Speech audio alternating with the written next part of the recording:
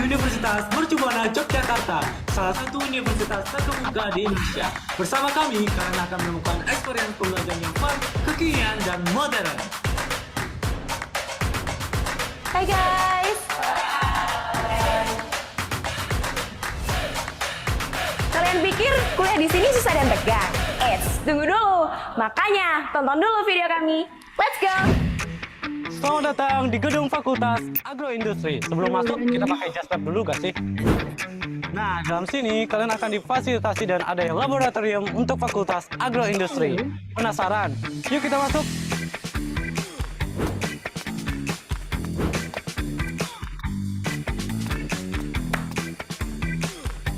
Lab Agroteknologi adalah tempat di mana ilmu pertanian dan teknologi bersatu untuk menciptakan inovasi yang mengubah pertanian modern.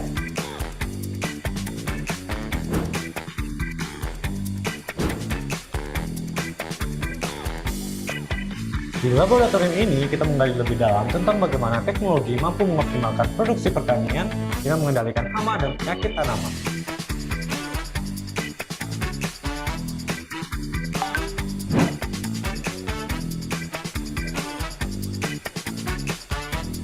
Di laboratorium produksi dan reproduksi ini, kita mempelajari tentang penggabungan pengetahuan ilmiah dan teknologi modern untuk mengoptimalkan produksi hewan ternak, kesehatan hewan, dan keberlanjutan lingkungan.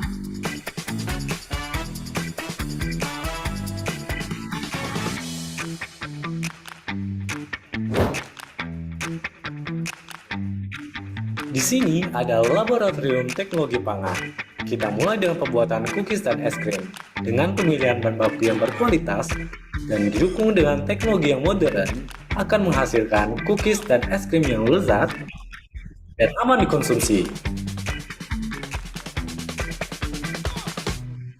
Dengan alat uji canggih, kami menganalisis komposisi nutrisi, deteksi bahan berbahaya, dan juga mengamati masa perubahan selama masa penyimpanan. Tempat ini, kalian akan menjadi seperti seorang ilmuwan loh. Ini adalah laboratorium kimia. Di sini kita melakukan adanya pengecekan dan pengujian bahan-bahan kimia apa saja yang akan diuji.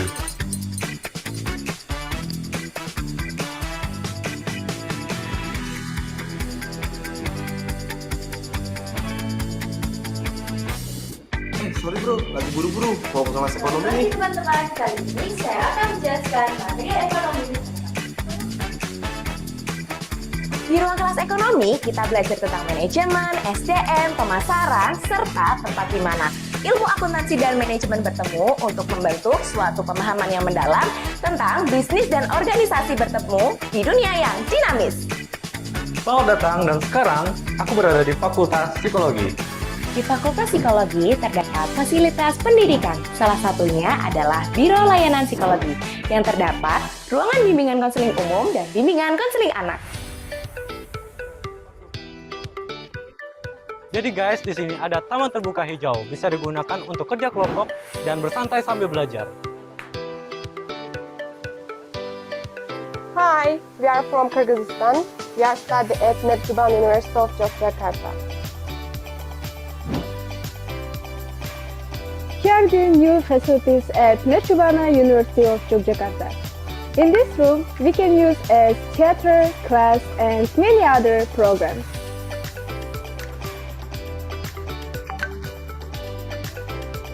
Di program studi pendidikan matematika memiliki banyak keunggulan loh.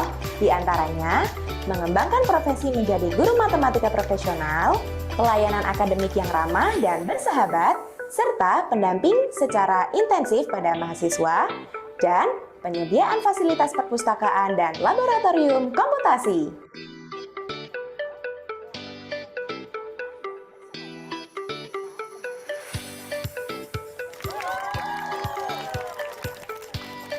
Di Universitas Mercubuana Yogyakarta juga telah menyediakan adanya lapangan basket dan lapangan futsal. Gimana? Keren kan?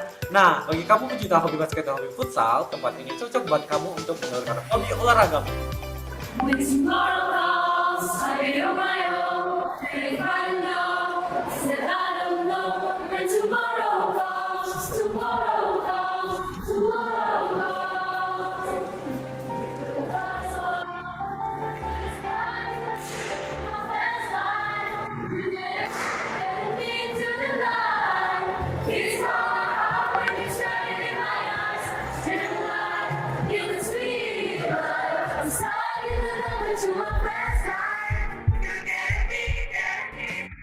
Selamat pagi, siang, sore, malam. Ngobrol santai, Vkom. Mercu TV Yogyakarta. Gimana euforia kegiatan mahasiswa tadi? Sekarang aku berada di ruangan ilmu komunikasi, tepatnya di bagian audiovisual. Di sini kalian akan difasilitasi dan adanya ruang studio untuk syuting dan ruangan editor. Selain itu, di Vkom juga terdapat fasilitas ruangan yang digunakan untuk desain grafis, editing animasi, dan juga VR. Kini aku berada di Laboratorium Komputer FTI. Dan kami juga menyediakan adanya komputer-komputer untuk kamu yang Fakultas Teknologi Informasi.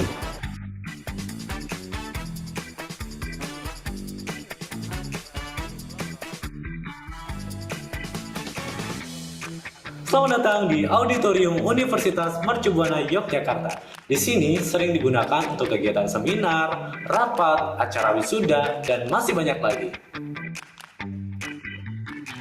Setelah kalian menyelesaikan program studi sarjana S1, kalian bisa melanjutkan ke program studi pasca sarjana di Universitas Mercu Buana Yogyakarta.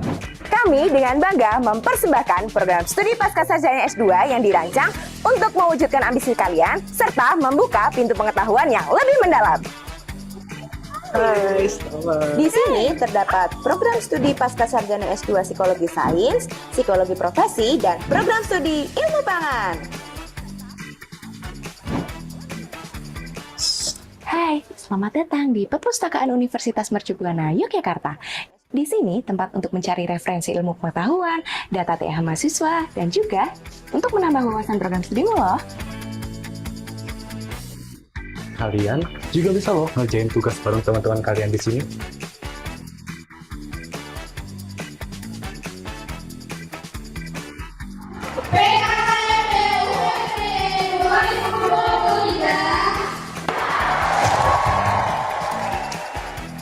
Dan itulah kisah perjalanan di Universitas Mercu Buana Yogyakarta. Gimana? Seru banget kan?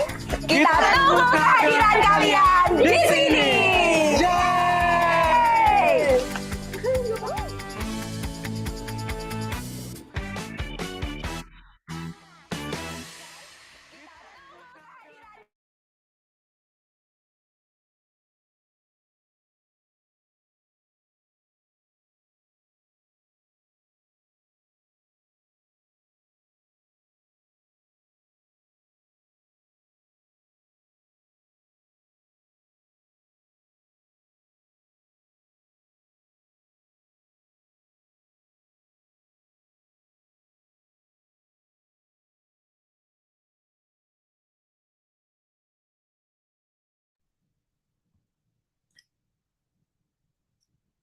Assalamualaikum warahmatullahi wabarakatuh. Shalom, Om Swastiastu, Namo Buddhaya, salam kebajikan, dan salam sejahtera bagi rekan-rekan sekalian. Good afternoon and welcome to International Webinar and Mini Workshop Empowering Gen Z in Digital Sociopreneurship. My name is Nima Dedevina Chandra Malika, and I feel honored to partake in this event as the Master of Ceremony. First, I would like to express my gratitude toward God for letting us gather here today in International Webinar and Mini Workshop.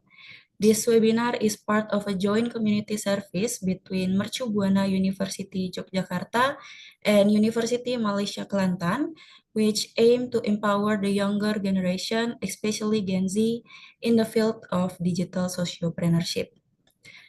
Well, ladies and gentlemen, before we commence today's agenda, I would like to welcome to Honorable Rector of Mercu Buana University Yogyakarta, Dr. Insinyur Agus Slamet, STP, MP, MCI, Respectable Vice Rector for Academic Affairs, Mr. Wafid Dinarto, Respectable Vice Rector for Human Resource, Mrs. Tutut Dewi Astuti, and Honorable Dean Faculty of Psychology Mercu Buana University Yogyakarta, Head of the Psychology Study Program, Head of the Master of Science Psychology Study Program, Head of the Psychology Professional Study Program, Head of LPPM Mercu Buana University Yogyakarta, lecture from Mercu Buana University Yogyakarta, University of Malaysia Kelantan, and others, and our committee of today international webinar, and of course, all the participants of today's international webinar.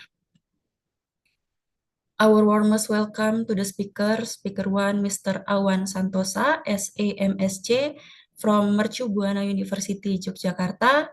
Speaker 2, Associate Professor Dr. Eng Siu Fun from University Malaysia Kelantan.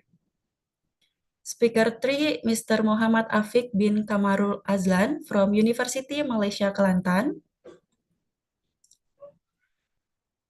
Okay, ladies and gentlemen, allow me to read our agenda for the rest of this event. The first is opening, continue with singing national anthem of Indonesia and Malaysia, and continue with opening speech from the rector of Mercu Buana University Yogyakarta. Fourth is documentation or photo session. Fifth is the main event, continue with Q&A session, and the last one is closing. Well, everyone, please raise as we honor this moment with singing national anthem, Indonesia Raya, and continue with Negaraku.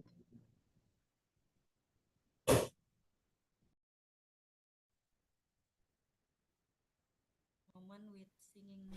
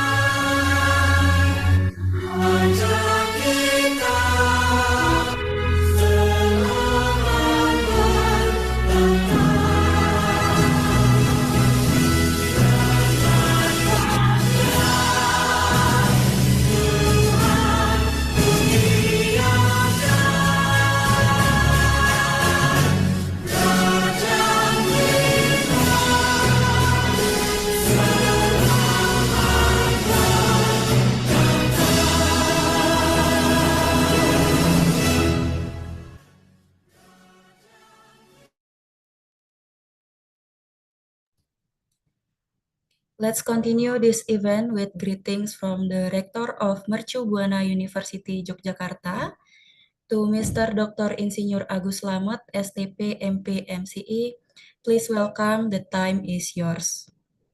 Thank you. Assalamualaikum warahmatullahi wabarakatuh. Good afternoon. Selamat siang, salam sejahtera untuk kita semua. Om Swastiastu, Nama Budaya, salam kebajikan.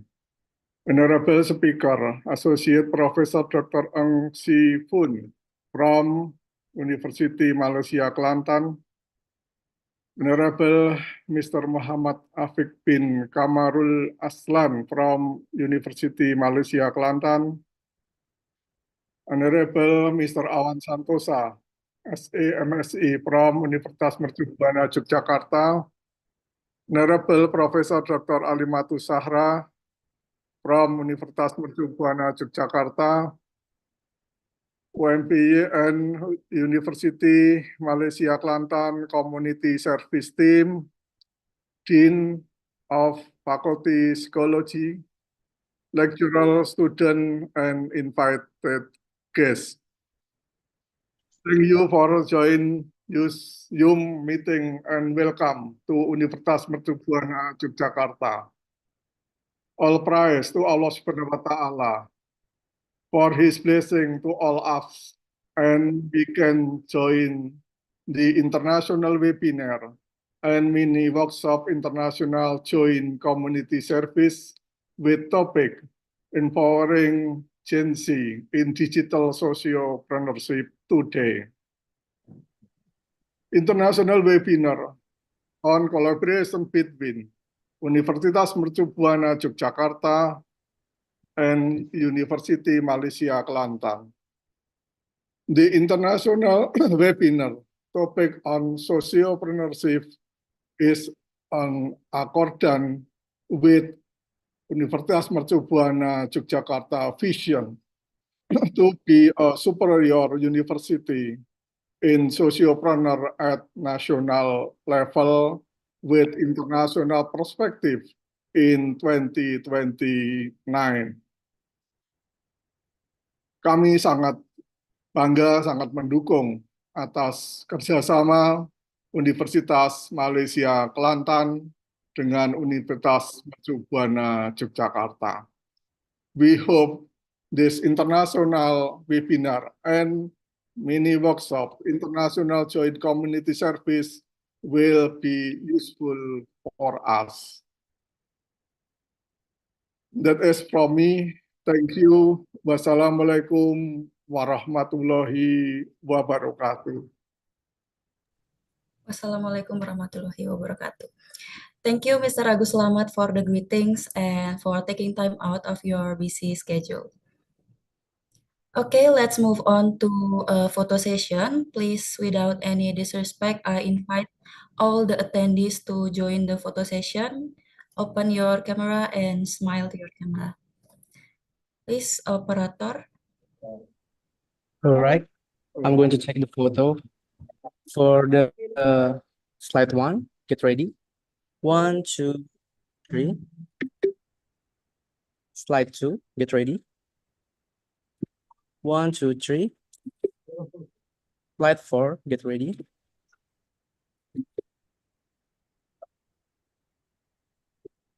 Slide 5, get ready.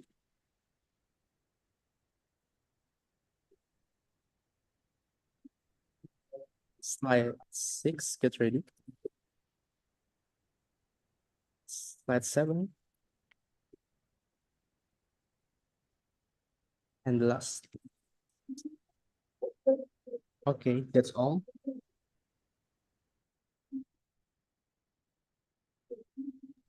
Okay, thank you. And I would like to remind you to fill in the pretest link.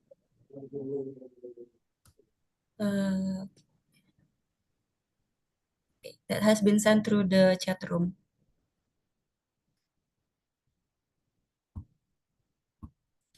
Okay, ladies and gentlemen, finally, now we're going to the main event, and this session will be led by the moderator. Maybe operator can share screen the CV.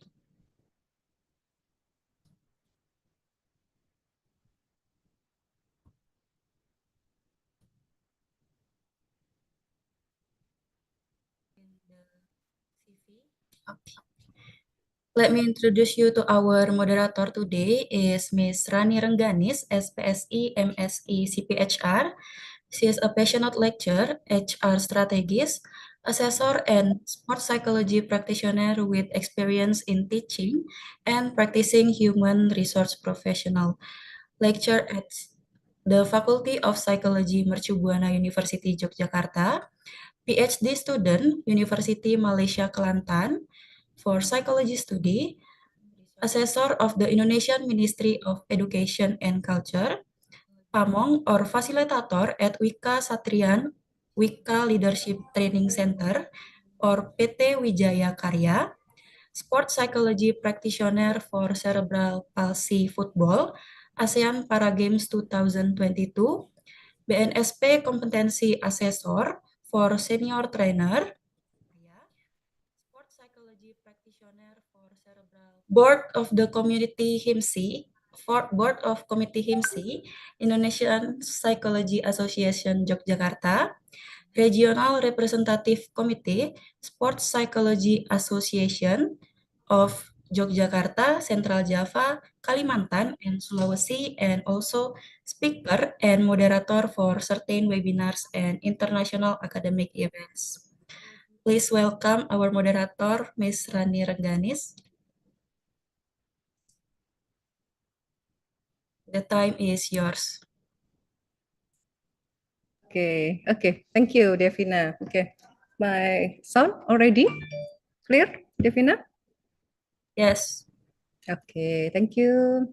Good afternoon, honorable ladies and gentlemen, lecturer and students from Universitas Mercu Buana Yogyakarta, from University Malaysia Kelantan, and from other universities that I see in the main room. There is from Alma Ata, and then from Universitas Indonesia, and then from Padang also, and then from Riau also. Thank you very much for your coming here, for joining our webinar here. Assalamualaikum warahmatullahi wabarakatuh. Shalom, Om Swastiastu, Namo Buddhaya, and salam kebajikan. Welcome to the international webinar collaboration between Universitas Mercu Buana Yogyakarta and University Malaysia Kelantan. The title for this webinar is Empowering Gen Z in Digital Sociopreneurship. And this afternoon, I would like to thank your participation here. And then I am Rani Rengganis, the moderator from this webinar. I'm very pleased to see you here.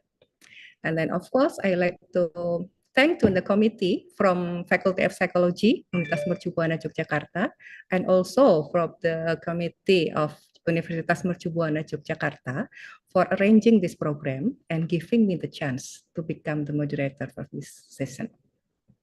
But before that, I would like to introduce our speakers for today.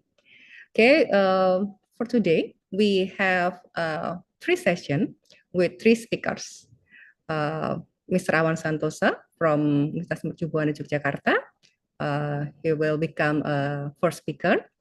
And then the second speaker is Associate Professor Dr. Eng Syofun from University Malaysia Kelantan. And the third is Mr. Muhammad Afiq bin Kamarul Aslan. He is also from University Malaysia Kelantan. Good afternoon, Prof. Eng, Mr. Afiq, Mr. Awan. How are you? Good afternoon, Mrs. Rani. Okay, sehat ya. Alhamdulillah. Okay, Where are you? alhamdulillah. Are you in Indonesia or Malaysia? Yes, already in Indonesia. Already. Just landed. Okay. I'm in campus 1, Great. Mr. Awan. Oh, that's great. Okay. Good afternoon, Prof. Eng.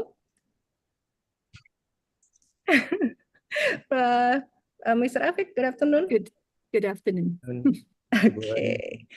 Okay, good afternoon. Yeah, I'm very delighted to have the 3 of you because you are here. And then before the session begin, I will read the CVs from our speakers one by one. Operator, please, could you take the CV? And then before the session begin, I will read the CV. Okay. Okay, I will read one by one. From the first speaker is Mr. Awan Santosa. Mr. Awan Santosa he will become our first speaker here.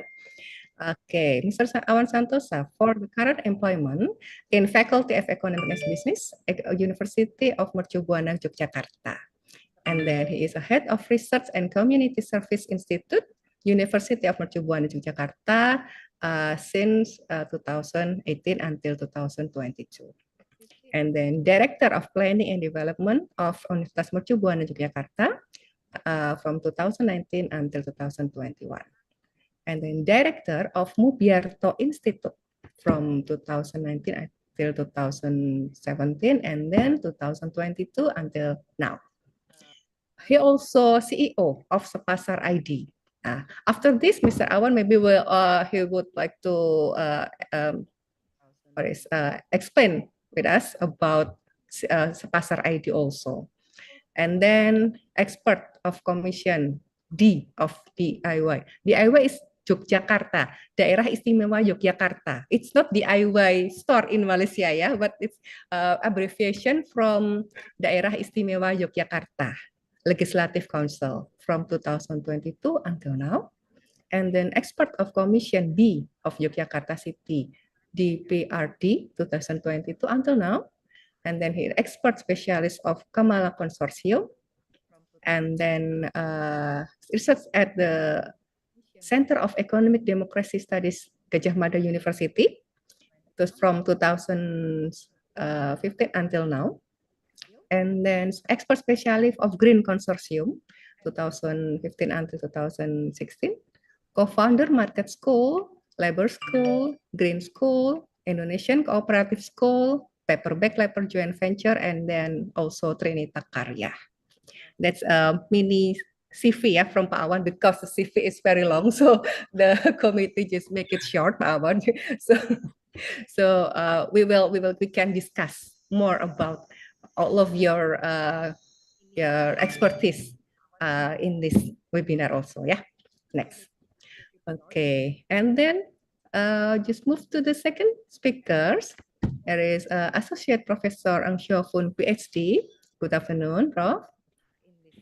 Okay, the current employment in University Malaysia Kelantan, she is an Associate Professor in Faculty of Language Studies and Human Development, distinguished professional with teaching and administration experience, highly proficient in curriculum design, faculty development, and student advising.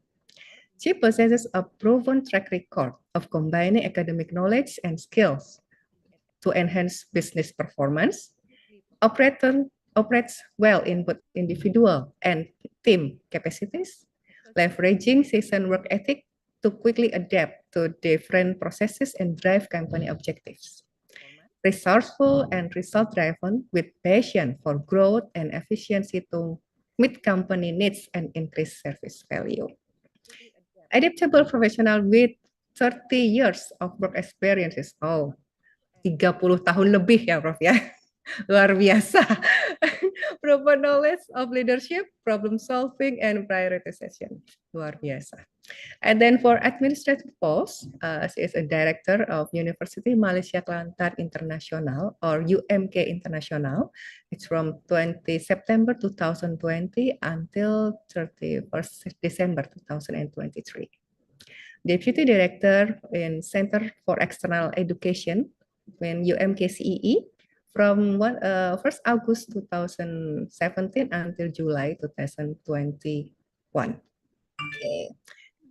Wow. For the publication and then for innovation, for grant, it's many publication if you see her realistic CV, but because we should to make it short, yeah, Prof. Yeah. Okay, and then the third speaker I will introduce to you is Mr. Muhammad Afiq Kamirul Aslan. The current employment is in University Malaysia Kelantan in Faculty of Language Studies and Human Development. Good afternoon, Mr. Afiq. Good afternoon, Rani. Okay, teaches at the Faculty of Language Studies and Human Development, University Malaysia Kelantan, specializing in the teaching of English and foreign language. Wah, saya bisa belajar bahasa Inggris nih ya. Nanti kalau di sana ini, saya akan ke sana mau belajar khusus nih dengan Mr. Afik. Taught at both primary and secondary level previously, and then received his bachelor degree from Queensland University of Technology, Australia, majoring in education. And then his master degree from University Utara Malaysia in applied linguistics. He has co-authorized a number of books, and his main research interests are in the fields of education and language teaching. Wah, nanti saya bisa dikoreksi ya kalau ada salah ini pronounce dan lain-lain ya, Mr. Afik ya. Okay, there is the CVs from our experts today, and they are truly impressive achievement and working experience. Actually from Prof. Ong ya tadi 30 tahun lebih, more 30 tahun lebih luar biasa pengalamannya ya. Okay, and before the presentation begins, allow me to advise how the session will be conducted. For the first speakers, Mr. Awan, will be presenting for around 25 minutes, and then followed by the second speaker, Associate Professor Dr. Eng Xiaofeng, and the last is Mr. Afik. And then after that, question and answer will help after Mr. Afik and Dr. Eng Xiaofeng will give the presentation. And the question and answer, it will have around 15 minutes. And the audience can raise your hands after the presentation from our competitor to ask your question directly.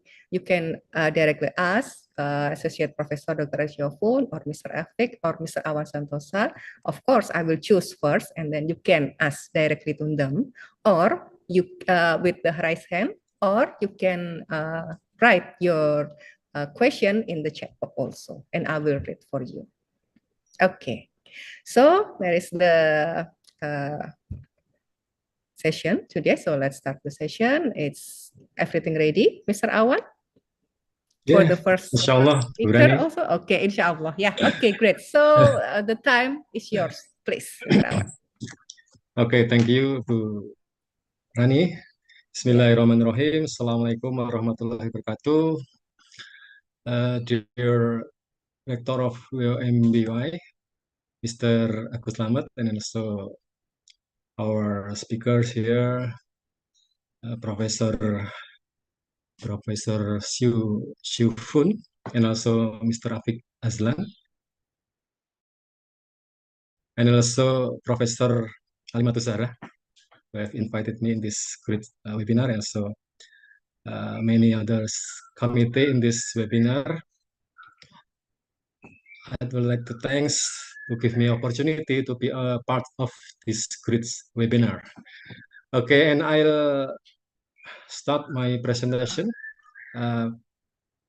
Burani, I think I need to asking help for my presentation from the operators. From the operator. Okay, operator, Yeah. please. Awan presentation. Okay.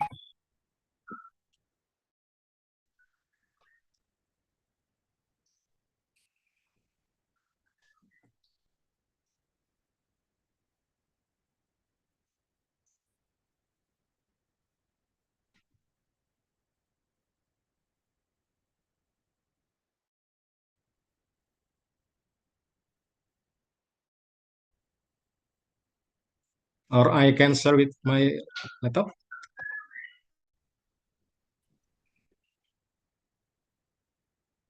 Okay, sure. Of course. Please. Okay.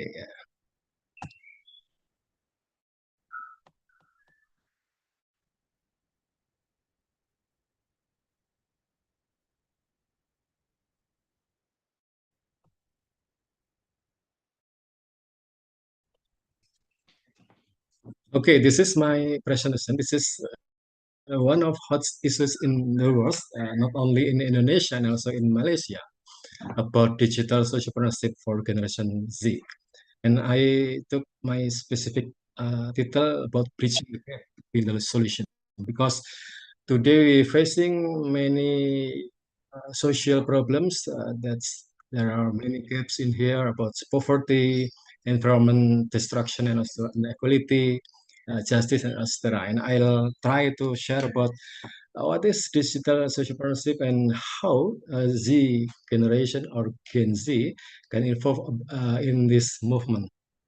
And the first, what is digital sociopreneurship?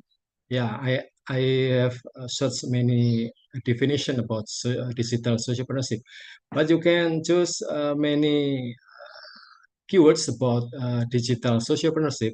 And the first, of course, it's about using the advantage of digital technologies, solving the social problems and needs. And also, in order to not fulfill only for social value, but also in the economic value. And also, the other keyword is about the use of digital technologies to achieve the social goals and also in social innovation.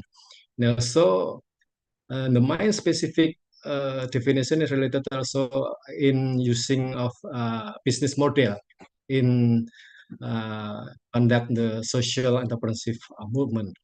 As we know, that business model is is related with sustainability activity and also in to achieve a significant social impact. And the last, and also digital sociopreneurship using digital technologies to produce income for marginalized and also vulnerable groups. And as we know that there are too many social problem here. Perhaps in Malaysia also, in Indonesia, we have a serious problem about poverty, equality, environment, and mental health, and also many social problems. And this is our major concern and how to using digital technologies to try to facing and to solve the social and environmental problems.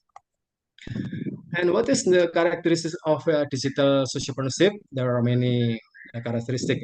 The first, there are social impact focus. So the main focus of digital sociopreneurship is about how to address social and also environmental and also community issues, as I told before. Yeah. And also the second is about technology-driven solution. So we use not only mobile apps and also social platform, social media using Instagram, Twitter, and also perhaps TikTok here at this moment is the most hot social platform, and also using artificial intelligence and also blockchain. And the third is about scalability and accessibility. The difference between digital sociopreneurship and social entrepreneurship is using digital to reach a larger audience and running in the lower cost. As you know, that's using digital technologies can, we have a big opportunity to do that. And also sustainable business model can ensuring long-term impact and also include hybrid funding approach. And also the characteristics is in community engagement and empowerment, use online platform to foster community engagement. So the main specific characteristics also in community engagement. The poor, the marginalized people, the women, and the disabilities must be a significant part of the empowerment. And also the last is about data-driven decision-making, innovation, and adaptability.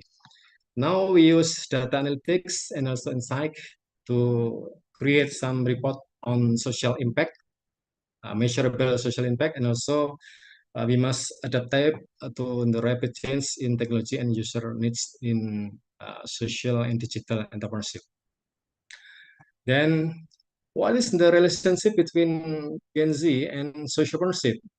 As vacancy and company report, 70% of Gen Z are more likely to purchase product from companies they consider ethical. So Gen Z is very related with social entrepreneurship because they consider too much about ethical products.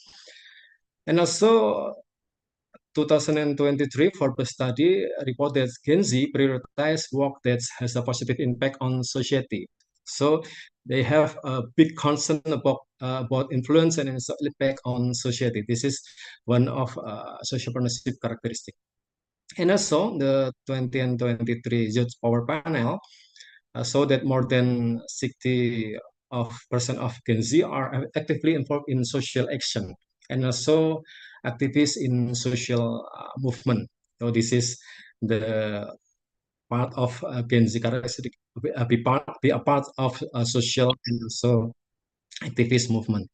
And also sustainable brand reports show that 9 in 10 Gen Z want to companies to prioritize sustainability in their operation. So Gen Z to take much attention about environmental safety and also environmental sustainability in their business running.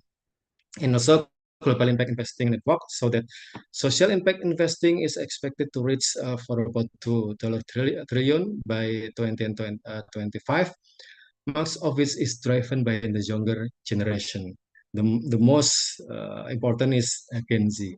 So this is so us that there are very close relationship between Gen Z and sociopreneurship, and also entrepreneur staff in 20 and 19 so that about 40% of Gen Z want to be entrepreneurs and 45% from them want to create something positively affect to the whole world. So this is the close relationship between Gen Z and sociopreneurship. And what is the relationship between Gen Z and digital sociopreneurship?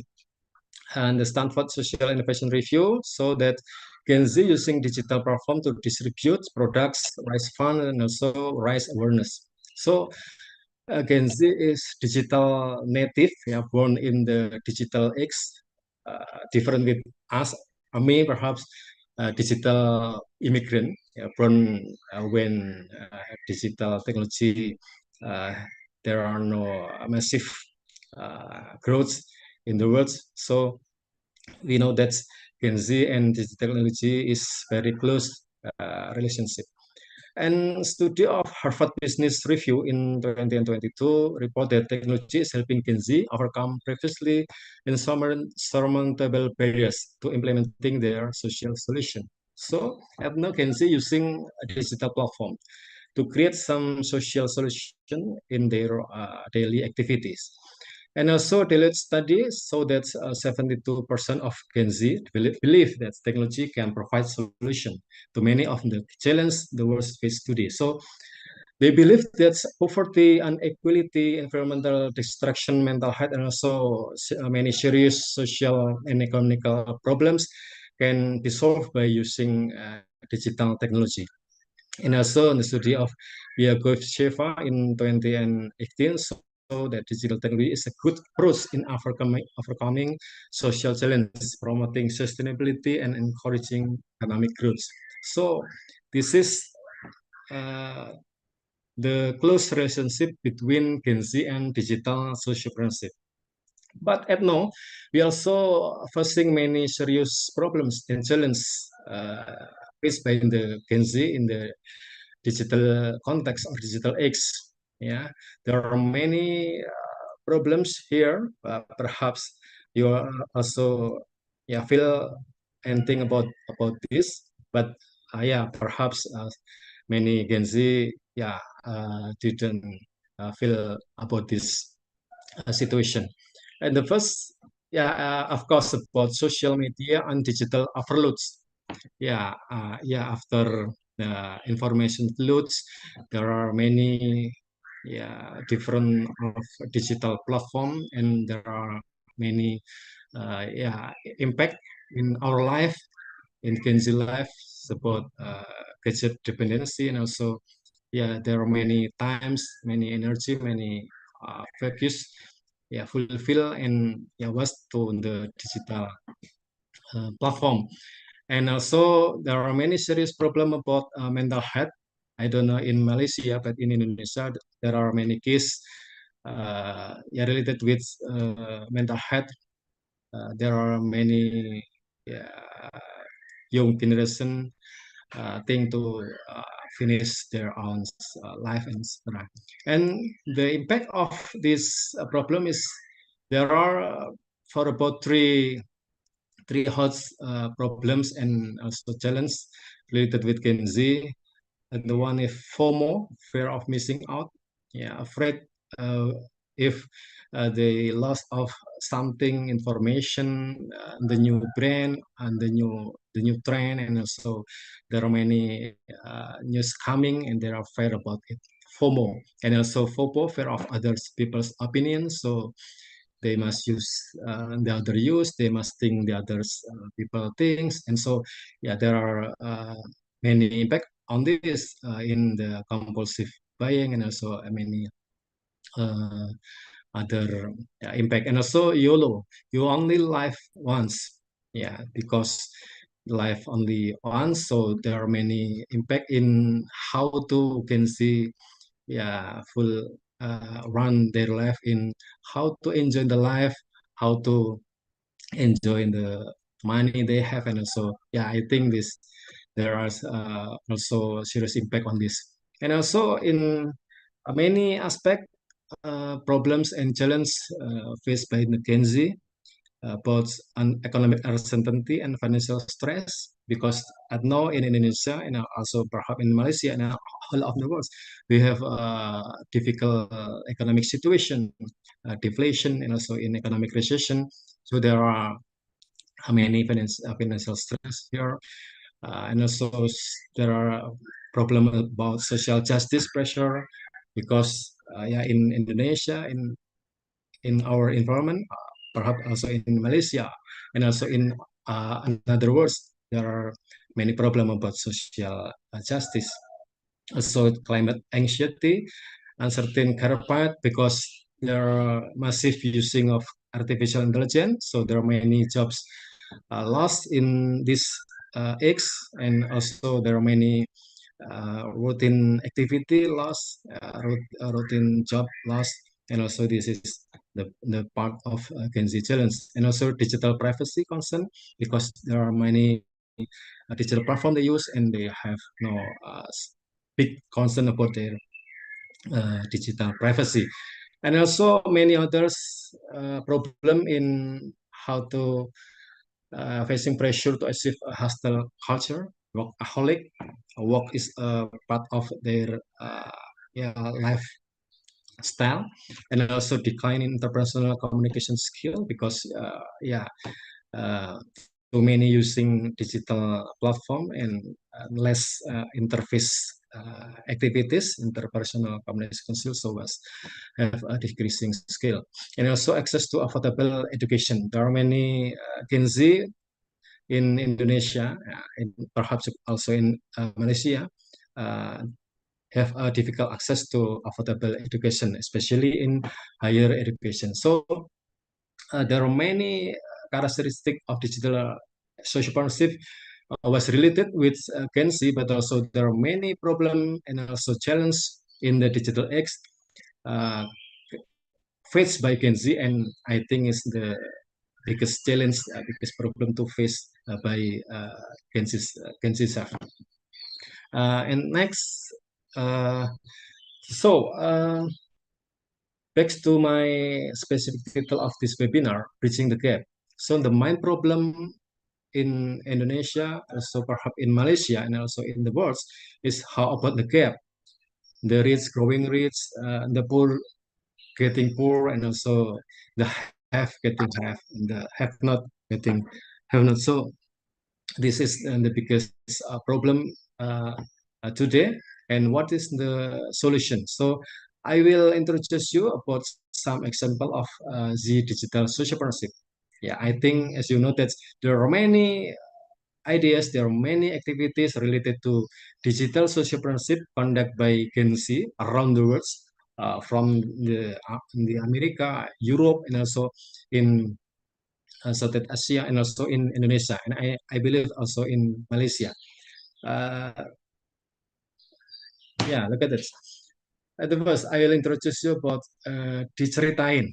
Yeah, Diceritain is the first integrated peer counseling application for students throughout Indonesia. So this is the one of solution towards the problem of mental health, and also perhaps many social and also clinical anxiety and also psychological problems was initiated by Latifah Dinar et al. And her friend in Faculty of Psychology in Universitas Indonesia in Jakarta. So she is Gen Z, create a digital platform based on apps, web apps, in order to solve the mental health problems. Yeah, I think you can explore the platform. Yeah, was created by Gen Z by entering the web apps in diceritain.com. I think diceritain.com, and also using social media platform to engage their yeah youth participation. And the second, there are 1%, an educational startup that teach life skill that have not been taught in school and the wider community, initiated by Ivandi Hainur, Gen Z, also from Universitas Indonesia, achieving and maintaining and the good life. Yeah, they have many course and consulting and counseling about life skill that that's very useful to the youth and also the student, especially Gen Z. And also there are Divaling. Divaling is a platform connecting people with disabilities to companies. So Divaling is a job vacancy platform, bridging the gap from the company and also the disabilities. So our disabilities can search the job they wanted to do and opened by the companies in this platform, Divaling. And Divaling was initiated by Nikomang Ayu Sureni, Gen Z from Bali. I think you can try to enter the platform by search Divaling in the search engine. And also there are Banu. Banu is a platform to increase aquaculture productivity and maintain aquatic ecosystem. So this is the platform bridging the gap between the fishery and also the investor. The fishery growing their fish plantation, and they need some educational capital, and the investor can fulfill the needs by invest their money to growing up the fishery activities. And this platform was initiated by Fajar Siddiq Abdullah Gen Z from Universitas Gadjah Mada. And many others digital sociopreneurship activity was created by Gen Z in Indonesia, in Malaysia, and also in other words. And I will introduce you one of digital sociopreneurship activity in Universitas Mercubuana Yogyakarta, as I know. Perhaps Professor Ahmad Tuzara and also Bu Rani, known well than me, as I know there one platform created by Gen Z in Universitas Mercubuana Yogyakarta, name is Teman Gagal, or in English is File Friend a friend of file. This is a place for people who feel they are in a felt space, feel they are in the lost space and need emotional validation. As you know that there are no success without many failure. So Three more minutes, Pak Awan. I'm sorry. Okay, I think I'll finish this. And this is created by Skia Andini Ramli from Universitas Mercubuana University. You can search in website temangagal.com and also on the platform in Instagram. And the last, as told by Burani, I also conduct digital social partnership activity. Sepasar. Sepasar is education platform for traditional market traders supported by Gen Z volunteers. This is platform to educate traditional market traders.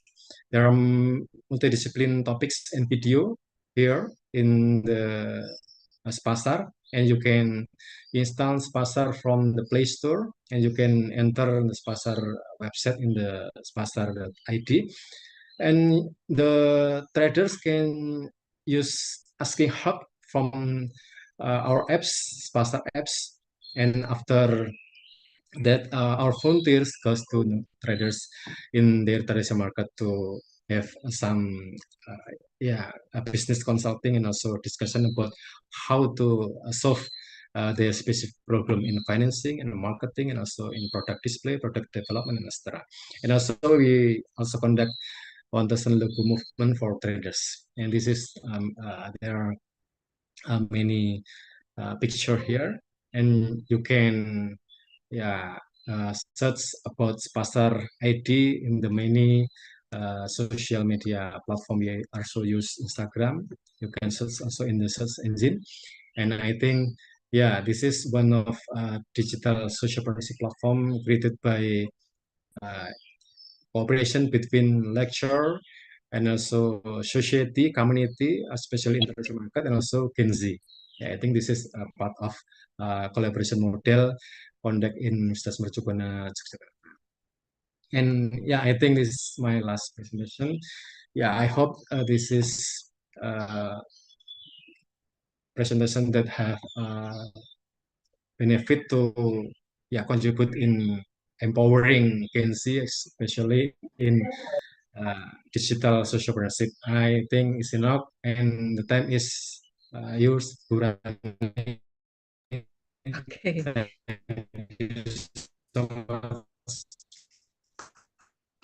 Yes, Pak Awan. Assalamualaikum warahmatullahi wabarakatuh. Waalaikumsalam warahmatullahi wabarakatuh. Thank you very much, Pak Awan.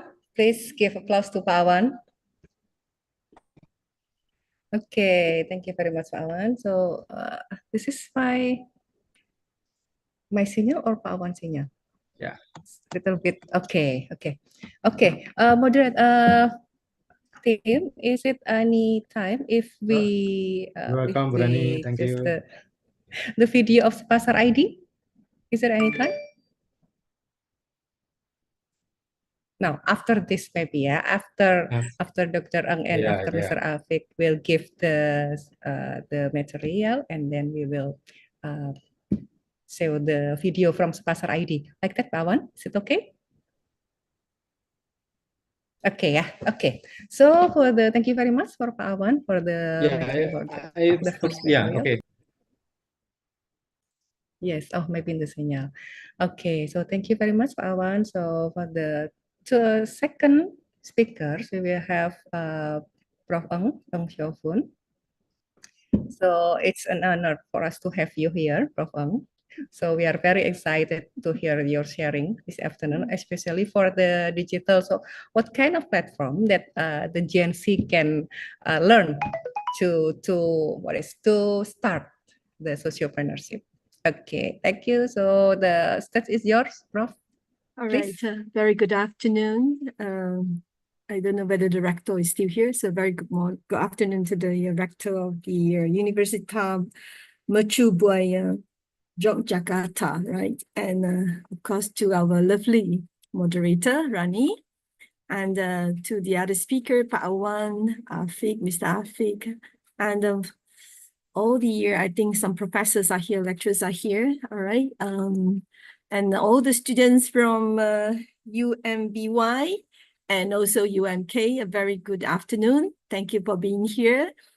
I find that today is a very interesting session because we have a gathering of 4 generations of people. I believe there are 4 generations of people here.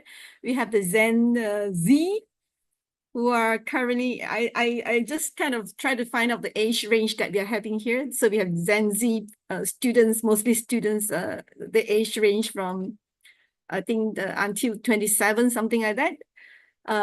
So the students here, probably most of you or all of you here belongs to Gen Z. And we also have lecturers who are in the millennials, Gen Z, and boomers. And by the way, I'm a boomer, okay? So don't be surprised you are having me here. Rani has introduced me as more than 30 years of experience. Okay, I'm going to retire very soon. In the next 2 months, I'll be retiring. So it's really an honor to be invited to be in this session together with you all. So when I look at the topic on this empowering Gen Z in the digital socialpreneurship, I find that I was like asking myself, am I kind of, qualified to talk on this topic, especially to these Gen Z students? They are so, so advanced in the digital knowledge. But maybe I can share some of my experience with you all, okay? So coming from a different generation from most of you here, I just want you to reflect or just try to kind of imagine a life without internet, having your telephone, place at home, not carrying around. Now you have your handphone, you can carry your handphone around. But during my time, the phone, some houses without phone, but the phone is fixed in the home. And having a computer, but without internet access. So this is the generation, this is the time, my generation, okay? Right now you can see that everything is so advanced with internet, we are talking about digital technology, we are talking about AI now currently. Time has really changed. And the way we learn, the way we access information has changed tremendously, okay? So we talk about entrepreneur, okay? We talk about entrepreneur, and now we talk about socialpreneurs. What are the differences? So I understand that all of you here are students, and Rani told me that some of you are exposed to socialpreneurships. And some of the UMK students also are exposed to socialpreneurship. But by the way, UMK is actually an entrepreneurial university. We talk a lot about entrepreneur, but we don't talk that much about socialpreneurs. So it is a good chance for me to kind of find out more about that and hopefully able to share with you how we can actually utilize AI to help us in whether it's to become socialpreneurs or whether it's to become entrepreneurs. Okay, so let me go to my first slides here. So this session is going to be a shared sessions between me and Mr. Afiq. Mr. Afiq is also my colleague. Okay, so let's go to the next slides. So when we talk about entrepreneurship, we are talking about creating and developing new business to generate profits, right? So this is entrepreneurship, okay? But when we talk about socialpreneurship, what is the difference? We are actually talking about business also, developing business also, new business, and also talking about generating profit. But at the same time, we are also talking about how does this business impact the society? Okay, how does this business impact the society? How does this business actually address social issue? How can we actually create a business that can actually help the society? All right, bring benefit to the community. So this is socialpreneurs. All right, socialpreneurship. I think this is very interesting because just now Pak Awan, he was talking, giving some definition, is giving some explanation about, the Z generation. In fact, one of the interesting point that he pointed out was about 40% of the this Z generation, they are very interested in entrepreneurship, and they are also interested in creating positive impact to the world. I think this is a very important point. That's why socialpreneur become important, because you may become one of the socialpreneur because of your interest towards the society and also towards bringing impact to the world, positive impact to the world. So all of you, the students here who are the Z generation, I think you can think about it, all right? And I think having you being involved in social entrepreneurship, it will be indeed bringing a lot of change to the world. And I'm sure the world is going to be different having you around, okay? So the first point here is about business and impact. So having business, doing business, and giving impact to the society is a very important thing. So you're not talking just about profit making. You're talking about how your profit can be shared with the society, all right? So so here also we are talking about using technology. How can we empower technology and me and Mr. Afiq will be talking about how can we utilize AI and digital tools to make this what do you call it, social enterprising or social entrepreneurship more efficient in operation and also in data-driven decision making. How can we make this more efficient? Because I think entrepreneurship face a lot of problems, a lot of hurdles, as what Pak Awan has mentioned just now. Okay, next slide. So let me share a bit about example. I can't have that many example as Pak Awan. I think he has mentioned many good example. But in Malaysia, I think I know of this particular what do you call that? A company called Pika Itza. It's actually an online catering and delivery company that deals with social entrepreneurship. They are using the refugees from Syria and also Palestine, okay, as their chef to cook for the online catering. So this is something I find very inspiring, okay, because they are actually helping refugees a lot by empowering them, okay, through their culinary skills, by cooking for the caterings and servicing, delivery servicing to the community. So this company is making profit, but at the same time, they are also helping the underprivileged refugees. Okay, so this is social entrepreneur.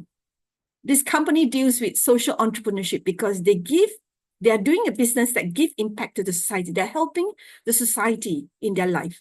Okay, and also I know there is this company called Waste for Change in Indonesia. This is what I have actually Googled a bit and find out.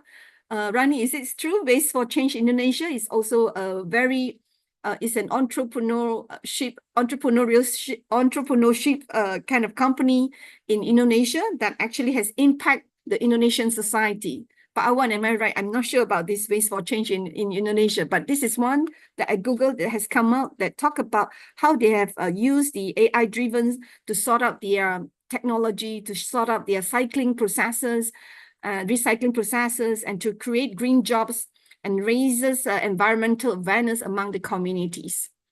So these are the two examples that I can think of and that I have actually found out.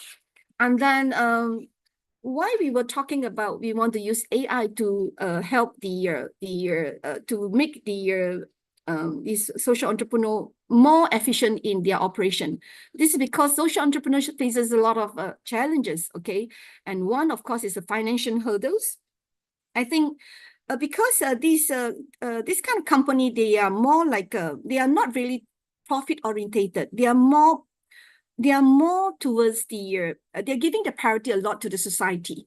All right, the business is giving a lot of priority to the society. So it's not really profit orientated. That's why they face a lot of financial hurdles in terms of funding, in terms of achieving financial sustainability. So a lot of time, a lot of people, help assisting them by being their partners, by being their customers, by being their clients, because of this awareness, the social awareness. And also they are facing challenges like market assessing the market, reaching the market, scaling up, and also giving impact to the society. How do they quantify the social impact? Meaning to say that, how do they know that to what extent they're helping the society? How do they quantify the help, the assisting part? So this is again a challenge, okay? So not many people would want to be involved in socialpreneur unless they have the heart of gold. You know, their heart is actually, they want to help people. Otherwise, most people are just involving in business for profit purposes. But being a socialpreneur, I believe they must have this heart, which is made of gold, okay? So if you have that kind of aspiration, then I think a socialpreneur will be something meaningful to you in the future, okay? And today, I'm going to cut short a bit because we're having very little time. So we want to talk a bit about AI, how AI can actually benefit the entrepreneur or socialpreneur, or any one of you out here. So AI is the game changer, okay, can bring a lot of changes to the things that we are doing. Okay, by the way, I just came back from China, okay. I was in China for a couple of weeks as a visiting scholar. And I tell you, you are so much luckier compared to them. Why? Because you can access AI easily, all right? In China, you can't access AI platform at all. All right. Why? Because, because of the filtering there. So they can only access AI through VPN. Otherwise, they have no access through AI platform, ChatGPT. They cannot access at all. So you're lucky. You're very lucky, and we are very lucky. Okay. So how do we utilize AI to assist us? Okay, whether you are students or you're lecturers or whether you're entrepreneur or socialpreneur, basically AI can help us to develop our idea, to make market analysis, to conduct operations, okay, and also to measure impact. All right, there are many things that AI can do in teaching and learning also, especially. In fact, these slides that I'm sharing with you today is made of AI. Okay, so it's very simple. You can do a presentation via AI, which I'm going to share with you in a while. Okay, next. So I want to go into how can you utilize, what kind of tools you can use to assist you in whatever processes that you're doing. So here I'm talking about AI tools that I think will be useful to socialpreneurs, okay? And for students also, you'll find this very useful in your learning. And for the lecturers, this is going to be very useful for you in your teaching and in preparing for your materials. So let's go through one, ChatGPT. I'm sure you're very familiar with ChatGPT, but I think to really make ChatGPT efficient, all right, because ChatGPT is a model for content creation. So when you ask ChatGPT for anything, they can tell you. You ask them, okay, I don't have a boyfriend. Can you help me to find a boyfriend? You ask ChatGPT there, they can find you, they can help you. Believe me, you try that, okay? And then it can help to brainstorm, problem solving, and a lot. And as PhD students like Ibu Rani, I'm sure she has gone through my class, how ChatGPT has actually helped students to help them in writing, in formulating a conceptual framework, in helping them to formulate their theoretical framework. A lot of things ChatGPT can do. All right, but for students, all right, I also want to for this today's session, beside content creation, you can also, okay, I'm going to share with you what else ChatGPT can do. So you can actually, okay, I think maybe you can share the link. So most importantly, I think you have to know the prompts for that. So some students, they use ChatGPT, but they cannot achieve a very desirable kind of result. Why? Because you do not have the right prompt. All right. So having the right prompt is very essential. Okay, when you want to, because ChatGPT is about instructing them, it's like a machine that you need to instruct. By the end of the day, you must remember, ChatGPT cannot overrule us. We are still the one, because we are the one that's going to control ChatGPT. Why? Because we have the brain. We are the one going to instruct ChatGPT, not ChatGPT instruct us. So how you instruct them to come up with a kind of a very good results, okay, is you must know how to prompt, okay? Like example, I give you some example here, like marketing, copywriting prompts for ChatGPT here. Like example here, you see here, you can instruct ChatGPT, write a sales letter, write a series of introductory emails. Like example, you want to prepare a speech. Help me to prepare a speech for my clients, for whatever client, my socialpreneur clients. So you have to be very specific when you instruct ChatGPT. All right, or give me a step-by-step marketing plan, or help me to come up with the proposal, for the coming socialpreneur, a meet or whatever. So you have to be very specific and clear in your prompts. Prompts here means the instruction. The instruction has to be clear. Or give me a script, or create a successful social media marketing campaign, or create what? So the word here must be very clear to ChatGPT. Then they can come out with good outcome, okay? Okay, next. So first thing, you have to Google for what? Good prompts, accurate prompts. So you can Google through your whatever sources that you have. You can get all this online, okay? See how wonderful. We don't really have to think much, but most importantly, we must know what we want. Then only we can instruct ChatGPT to do the job, okay? Still, we have to use our brain. We have to check and so on. Okay, next. Another thing that I want to share about ChatGPT, okay, the video, okay, is you can also actually, all right, ask ChatGPT. And by the way, this is free, okay? ChatGPT 3.5 is free, and it's actually generating the data from until May 2024. So for free, you can actually generate information until I think May 2024, if I'm not wrong. All right. So meaning to say you don't have to pay. All right. But you can still get data and information until 2024.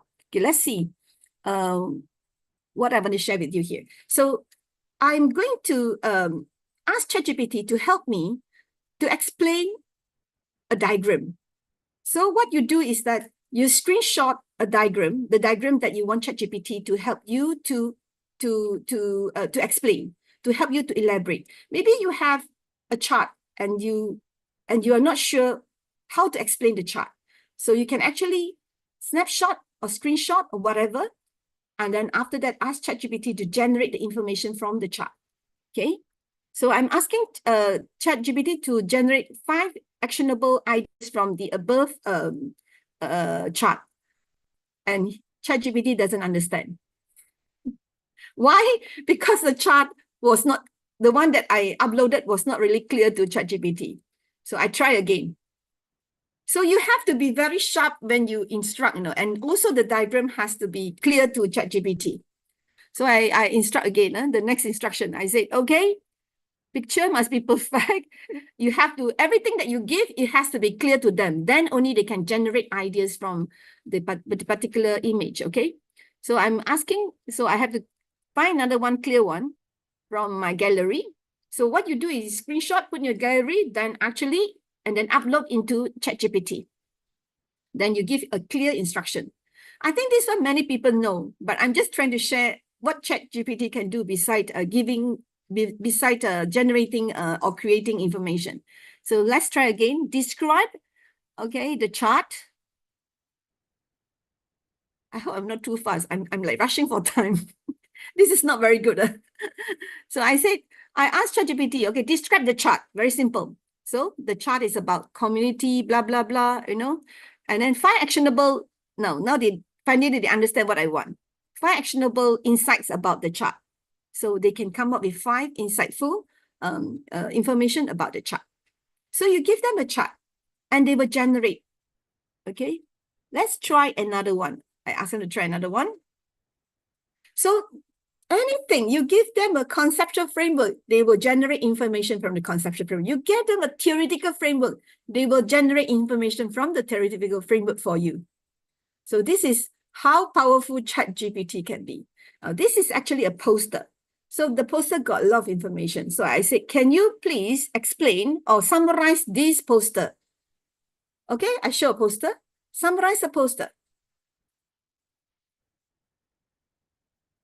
And then blah, blah, blah, blah, blah, comes out the poster. What is the poster about? So you have to be adventurous and try out. There's a lot of things ChatGPT can do for you. Okay? Okay, next. I'm rushing for time. So please, as a younger generation, you see, I'm a different generation group from you. And yet I find this very fascinating. Why? Because to me, learning is so interesting and so many things to discover. Having these AI tools is like crazy, all right? Okay, I'm going to share with you Gamma. Now, I told you just now, how did I actually generate these whole slides that I'm using today? Is through these apps called Gamma. So you must go to Gamma AI and then you register for free, okay? So this is the page that they're going to bring you to. So first they will ask you, okay, what would you like to create today? I said presentation. I want to do a presentation, okay? So next you select how many slides that you want to have. Now, by the way, if you have more than 10 slides, it will be chargeable. They are going to charge you. So I choose 10. The maximum for free is 10 slides, okay? So I said 10 slides. And then next, you got to describe. So they can also create web page, by the way. So first, you have to tell them, instruct. List out, okay, this is my instruction to ChatGPT, to this Gamma. List out the what do you call it, the steps on how to use Gamma. Okay, so I want to prepare slides on how to use Gamma for presentation. All right. So how to use Gamma for presentation? And I want them to do it step by step. See, they give you the outline. Straight away, they give you the outline. This is the outline that you can use to present about Gamma. All right, everything about how to present, how to use Gamma is out in the list. Remember 10 slides, yeah? More than 10 slides, you have to pay. So for free, it's only 10 slides. So I think for entrepreneur or socialpreneur, all right, you will need this in your presentation. So this is a very useful tools for anyone who want to do presentation. Okay, now next, you can also edit the outline also. So you have to click. All right, let me see. This one we use handphone. So now handphone become very powerful. Can you imagine? I went to China. I didn't bring my laptop. I brought my handphone. Just handphone and everything is there. Okay. So let me see. Okay, next they ask you to pick a theme. All right, that means what kind of fonts you want to use, what kind of theme you want to use for your presentation. So just now you have your outlines already. Now you pick the theme. All right. So you can select the theme, you can select the color, you can select the fonts. Okay, you can select the background. So these are the selections that they have for you, the theme. Okay. Right. So I select tranquil. I want a peaceful, tranquil kind of presentation. So you generate, you press on generating, then they are going to generate the outcome for you. So they even give you the title, Unlocking the Power of Visual Storytelling with Gamma. See, they even give you a very good title, all right? So you see, Angie is my name or my nickname, okay, Angie. So they are generating the slides for you, 10 slides based on the outline that they have produced. You can edit the outlines, by the way, okay? So you see, what is Gamma, why it matters, blah, blah, blah, definition, importance. So these are the information that they are actually generating for you, and you can choose to use it or not. You can edit accordingly. So this is going to be the slides, okay? So you see, the powerful AI. So you have to learn how to use it. Even me, I know my age, I'm still finding all this very fascinating, and I'm using this in everything that I do. All right. So you can see whether you like. If you don't like, then you just can change it back to the prompts. You can always go back to the prompts again if you don't like what has been created. So almost done. Okay, one more step, final step. So once you are satisfied with this, no correction and so on, you can actually, they will ask you whether you would like to export this or not into the PowerPoint. So this one will become a PowerPoint. So you have to click on the right-hand side, all right? Okay, they're asking you to check the contents. Are these the contents that, that you agreed that you want it to be in your slides? The last checking of the contents, all right? Next, this is part where you have to export. So you have the choice to duplicate, to export, to share. So you click your choice. And then I decided that I want to export to PowerPoint. So this information I export to the PowerPoint. All right, click on the PowerPoint and they will generate, and then it will become slides. So can you imagine preparing your lessons within seconds? All right. The most important, you must have the content.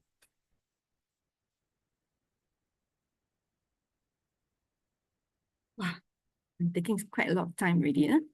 So next you export. All right. All right. And then that's it. They will send to your email, okay? And at the same time, you can also see your slides. I think, yeah, right away. This is the slide. Amazing, isn't it? So for teachers, for lecturers, for anybody who are student, even if you're doing a presentation, life has become so much easier.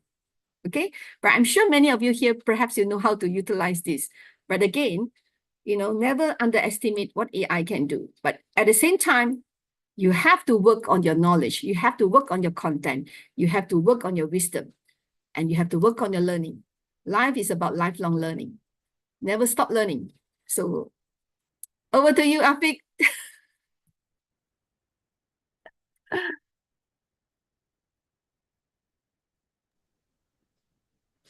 Thank you, Dr. Eng, Bu Rani, Pak Awan Santosa, dosen-dosen, mahasiswa-mahasiswi Universitas Mercu Buana, University Malaysia Kelantan. So I'm going to continue where Dr. Eng left just now about another platform of artificial intelligence that you can utilize as a student, as an entrepreneur, as a social entrepreneur. So this platform is called Vidnos. So if you have ever heard of Vidnos, you can just simply go to Google. So I'm going to give an explanation about Vidnos and what it can do. So under Vidnos, there are multiple AI tools that you can use. You can upload your video speaking Indonesian, speaking Malay, speaking Mandarin, and then you can translate your own video into other language. And you can also upload your own photo and make your photo talking. So this can be used for advertisements. This can be used for presentations. This can be used for video recording. So as a social entrepreneur, as a student, mahasiswa, mahasiswi, UMK, Universitas Mercu Buana, so you can utilize this, you can see how this can be used to help you in your life. So first, what you can do is you can go to Google, just type Vidnos AI. I'm not sure if you have heard of Vidnos before, but this is one of the cheapest and available video maker that I've seen so far. So you just simply go to Vidnos AI. There are others, but it is very expensive. Making your photo talking, there are a lot of platforms, but they can be very expensive. So for Vidnos, there is a free version, the paid version. For the free version, it is 1 minute free time every day. As you can see there, it is mentioned there, 1 minute free time every day. So good for advertisement. 1 minute, I think, is long enough for an advertisement. So the free version and the paid version. But if you think it is useful, if you think it is, you can use this, you can utilize this, paying some amount of money, I think would be worth it. Using this platform for whatever reason. So there are many AI tools under Vidnos. You can make your photos talking, text to video, video translator. You can explore this later, but I'm going to share with you 3 tools that you can utilize as a student, as an entrepreneur in the future, as a social entrepreneur. You can see how you can utilize this. So first, let us take a look at talking photo, or talking photo. So you go to the tabs on top, so free AI tools, and you go to talking photo. So you will be able to see these this screen over here. So what you can do is you can choose the avatar. So you can see a lot of pictures there. You can choose any of the avatars. You can also use your own picture, your own photo, and make your photo talk. So this is for shy people, or you don't have a lot of time to think about advertising, about recording video. So you can just simply upload your photo and make your photo talk by inputting the text. So in this case, I upload my photo. So choose your good photo that you think is presentable. And then you can see that your photo has been uploaded. And then input text for speech is where you can integrate. You can use ChatGPT. So here you can use ChatGPT and then create the text for you. But you have to see the limit. For example, there are 300 characters allowed. And for the recorded video, the free version, you have like, I think, not more than 2 minutes that you can use for commercial purpose. So you have to be careful in terms of that if you're using the free version. If you think it is very useful, then you can pay for it. It's going to be very, very worth it. So you can choose the language. Choose the language that you are speaking. If it is English, then English, and then choose the speakers. If you are female, then choose a female voice. Some of the voices you have to pay. It is a pro version, and some, if you are a male, then you choose a male voice that is close to your voice. If you can also upload your own voice, but that is payable, you have to pay for that. But there are many voices there. You can choose some of the voices that you think is close to your voice, good enough for advertisement or whatever reason. And once you have uploaded everything, the picture, the text, then you can click preview, you can see. And then after you have previewed, you can also listen to the voices to make sure that they are okay, you like the voice. If you download later on, there will be watermark. To remove the watermark, you'll have to pay. So I have generated the video. And social entrepreneurship blends innovation with a passion for change. It's about solving societal challenges, poverty, education, environment, while driving sustainable impact. Social entrepreneurs don't just seek profit, they strive to make a lasting difference in communities worldwide. Can you hear the voice? Yeah. All right. So it is not perfect, of course, but AI is getting better from time to time. So it is important for us to explore first so that we'll be in front of other people in this race of artificial intelligence. So next tool that we have under Vidnos is AI video translator. So what you can do is you can translate. You are speaking Indonesian, you're speaking English. You want yourself to speak French, for example. So you can upload your video and then you can translate your video, and this one will be using your own voice. So this is my original video in English. Does appear to be correlated to body image concerns and also low self-esteem. A study from 2016 reported that the use of social media is related to body image concerns and also it is linked to negative body image. So I am uploading this video. So I hope you can hear the voice from the video. I'm speaking English language and I'm going to change the language to a different language. So you have the original language, which is English. And then the output language, translated one, you can choose whether English, Spanish, Portuguese, Arabic, Indonesian, Malay, whatever language that you think. And there are many versions of English and Arabic as well, depending on the country. So let's say I'm choosing French.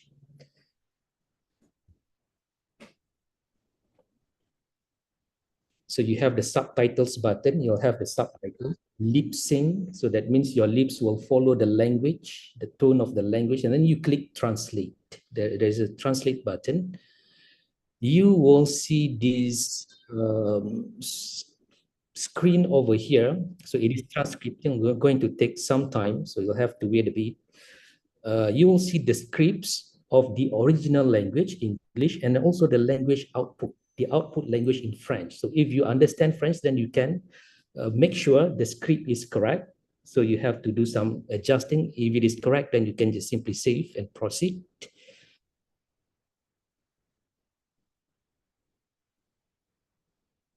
And then you click translate.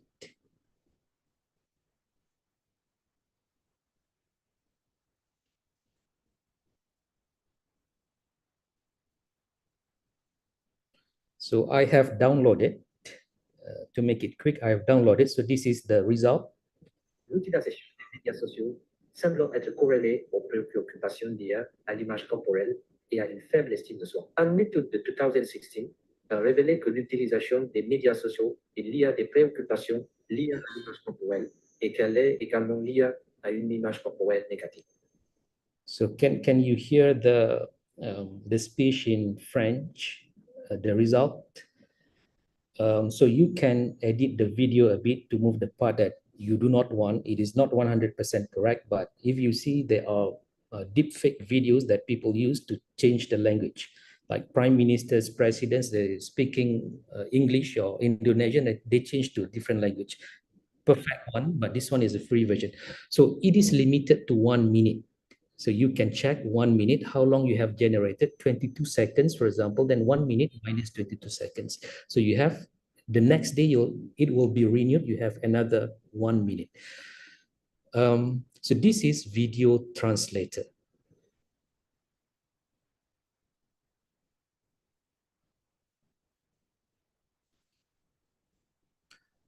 So next, I'm going to show you how you can make your photo talking with a background for the purpose of advertisement. So you have a slide. for introduction of your company, of your social enterprise, or whatever your lessons in the class. You can also use Vidnos, upload your photo talking about the subject. There is a limit because it is a free version, but you can do it many times on the course of few days because you have 1 minute every day. So what you can do is you can go to this create new button on top of Vidnos, top right, create new video.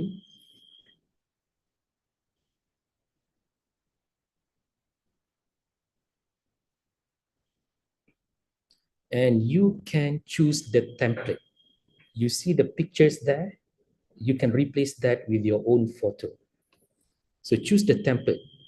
There are thousands of templates for advertisement, for education, for many other things. You can also import your PowerPoint slides and put overlay speaking photo in front of the slides. So there are many templates. You can see explainer. If you're a student, you want to explain something, you can do that for education, talking about something to educate people, social enterprise. There are templates for business, if it is suitable for what you are doing, templates for tutorial, breaking news.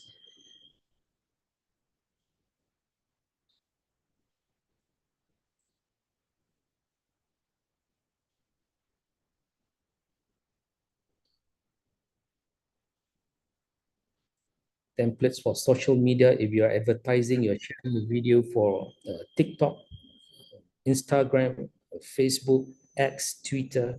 So this is in a landscape mode. You can also have in a portrait mode like this, which is suitable for TikTok advertising and also Instagram.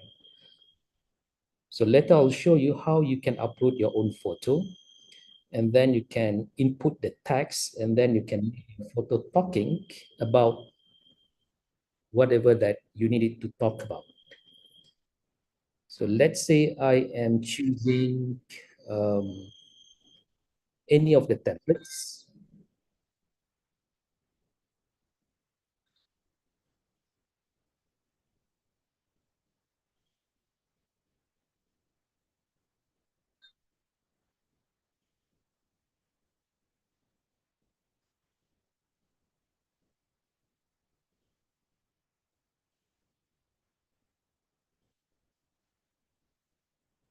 Mr. Rafiq, sorry, 5 more minutes, yeah?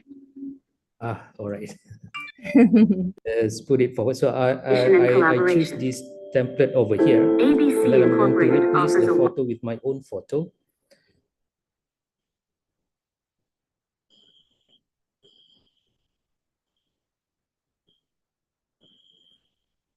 So you can see I uploaded my photo there, the similar photo from previous. And then here, down here, you can see, you can make your photo in a circle or full photo with the background. And also you can also put the text. You can get the text from, you create the text, generate the text from ChatGPT. So you integrate all of this artificial intelligence, choose the voice. If you want to use your own voice, you have to pay because it's a limited version, but you can choose the voice. There are many voices. You choose the one that you think is quite similar to your original voice. And then you have many slides. You can add the slides, you can reduce the slides, you can edit the words on the slides suitable to what you are doing, your presentation, your business advertisement, whatsoever. And then once you have downloaded the video, this is what you'll have. Welcome to ABC Incorporated, a company dedicated to driving innovation and excellence since 2005. We live by 4 core values: integrity, customer focus, innovation, and collaboration. We offers a wide range of services, including cloud computing and data analytics. So you have to be careful. So if it Our says diverse available and for talented commercial team use, then you drives can our use it. So it's success. free. Join us in shaping the future. So you can click download. Another video. Good afternoon, everyone.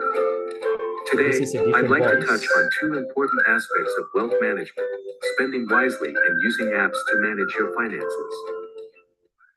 First, spending your money wisely is the foundation of good financial health. It's essential to live within your means, prioritize needs over wants, and avoid impulsive purchases. This helps you save for future goals and ensures financial stability. And this is the last video. It is Our about a coffee shop is your shop. cozy retreat in the heart of the city. Experience the unique aromas, flavors, and ambience here. Good coffee lies in good coffee beans. That's why we have selected 3 signature coffee beans to offer you a wide range of flavors. There are many templates that you can use. Advertisement, if you're using advertisement for lessons in the class, you can use it. If you do not want to use your own photo, you can choose from the avatars available in the platform. So this is Vidnos. So you can explore that later. So I have like maybe 1 or 2 minutes left, Bu Rani, or time's up, 2 minutes. So you can start small, you can explore. So the keyword is exploration. There are a lot of AI tools out there. And most of the AI tools, they have the free version. So you can explore the limits to the free versions. You can use them, you can create multiple accounts. You can go to Shopee. If you have Shopee in Indonesia, you can buy multiple Google Mail accounts that you can register for these artificial intelligence platforms. You can also integrate all of these AI platforms, ChatGPT, Vidnos, and then ChatGPT to Gamma, and there are others as well. Then you can produce a better result than if you integrate all of these AIs. But stay ethical. If it is not allowed to use for commercial use, then you have to adhere to whatever that they say to avoid legal implications. Data privacy, use your own photo. If the photos are available, then you can use it. So that is the future of artificial intelligence for social entrepreneurship. So you can think about all those AI platforms, how you can tie them if you have an enterprise or social enterprise. Think how to use them to maximize your business potentials. So identify the problems, the situations that you have in your community. From there, you can start thinking of a social entrepreneurship enterprise that to help people, to help yourself generate income. And from there, you can think of the different artificial intelligence platforms that you can utilize to maximize your business potentials for the benefits of yourselves and the people you are helping. Thank you very much. Back to Bu Rani. Okay, thank you, Mr. Afik. Okay, give applause to the two speakers, yeah, Dr. Anshovian and Mr. Muhammad Afik Kamarul Aslan. Let's give applause first. Okay, for giving us such insightful, inspiring presentation, yeah, so we can know what kind of AI that we can use to to boost our business, especially in social entrepreneurship, yeah, social entrepreneur.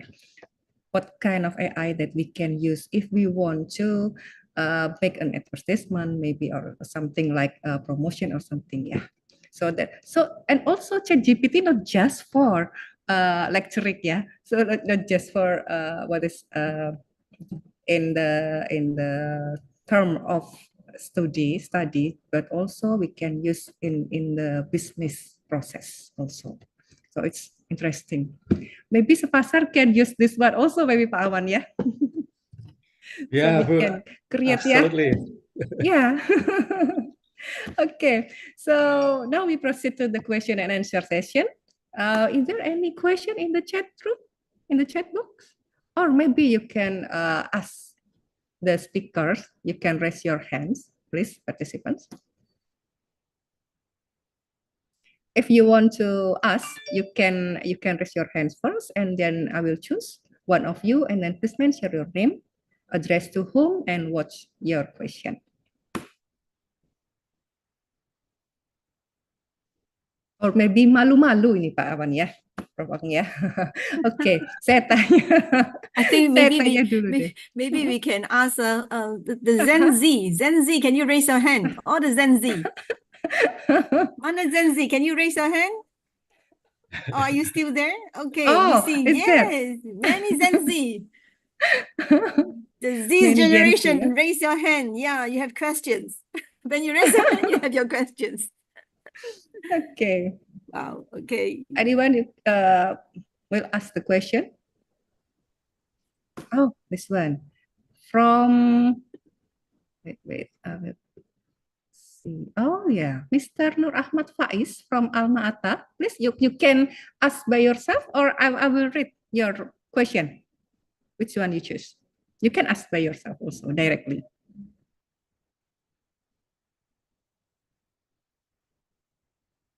Is that possible? If you can open your mic, Mr. Nur Ahmad Faiz.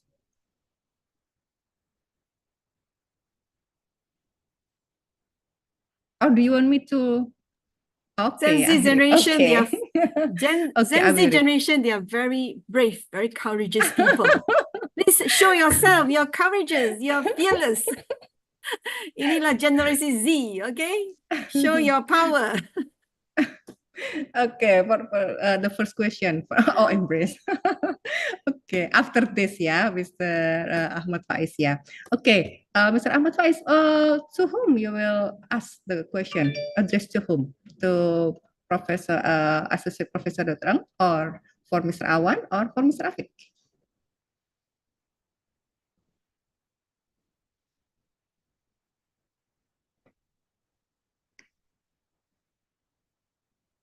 Yes. To whom?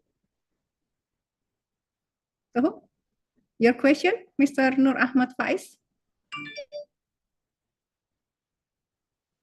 I think the question in the chat. The question is Oh, the for chat. all the speaker. Okay, for all the speaker. Okay, I will read the question. It's for all the speaker. Is the existing digital sociopreneurship system sufficient to produce ideas with global value or global issues? The question is in the chat box. Is the existing digital sociopreneurship system sufficient to produce ideas with global value or global issues?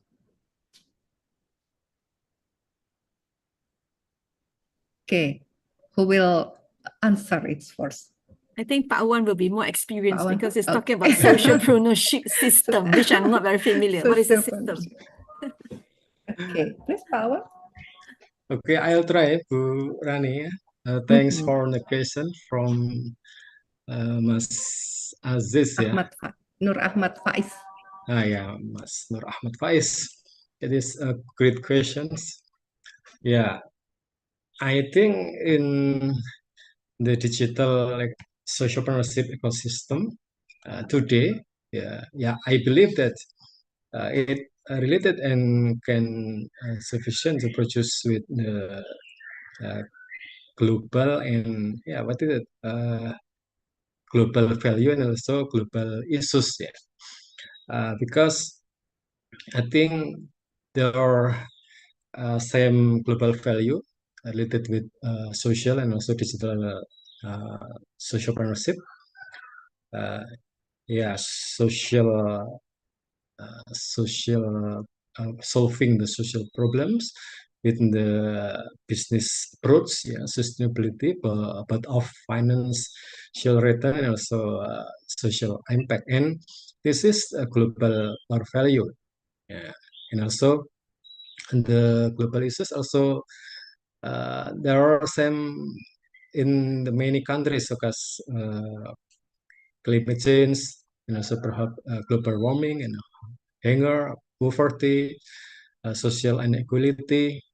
I think social and also digital sociopreneurship has become a global movement with global value and also related with global issues, but also use local and also local value and also local issues also. I think the main principle of social entrepreneurship is think globally and act locally. And we can mobilize digital resources to solve the social problem at the local level. and also we have global support to do this.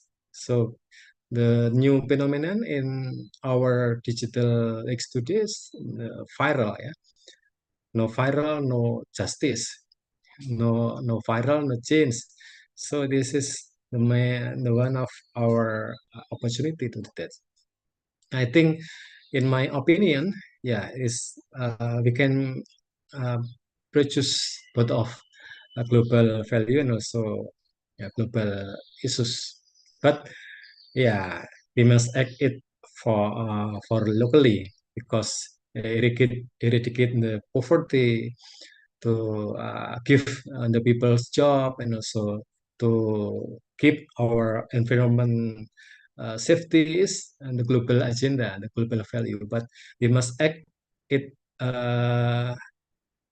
We must act in the local level, uh, in our space, and in our environment. And I think it's a great opportunity in the digital age today. I think it's your question, Mr. Ahmad Faiz. Only yes.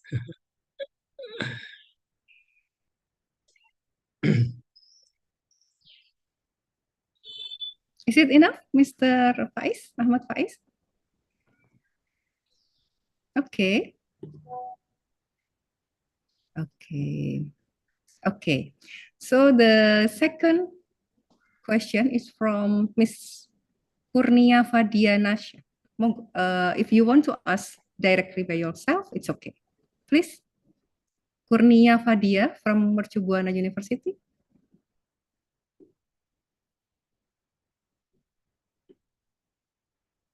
Kurnia Fadia Nashwa. Yeah.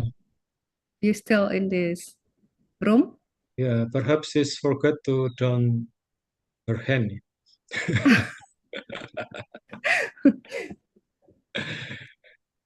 Okay. Because the Kurnia instruction Fadia. from Professor Sifun, you must give her instruction to down your hand. Okay. And she's pick up. Okay. Oh yes, baby.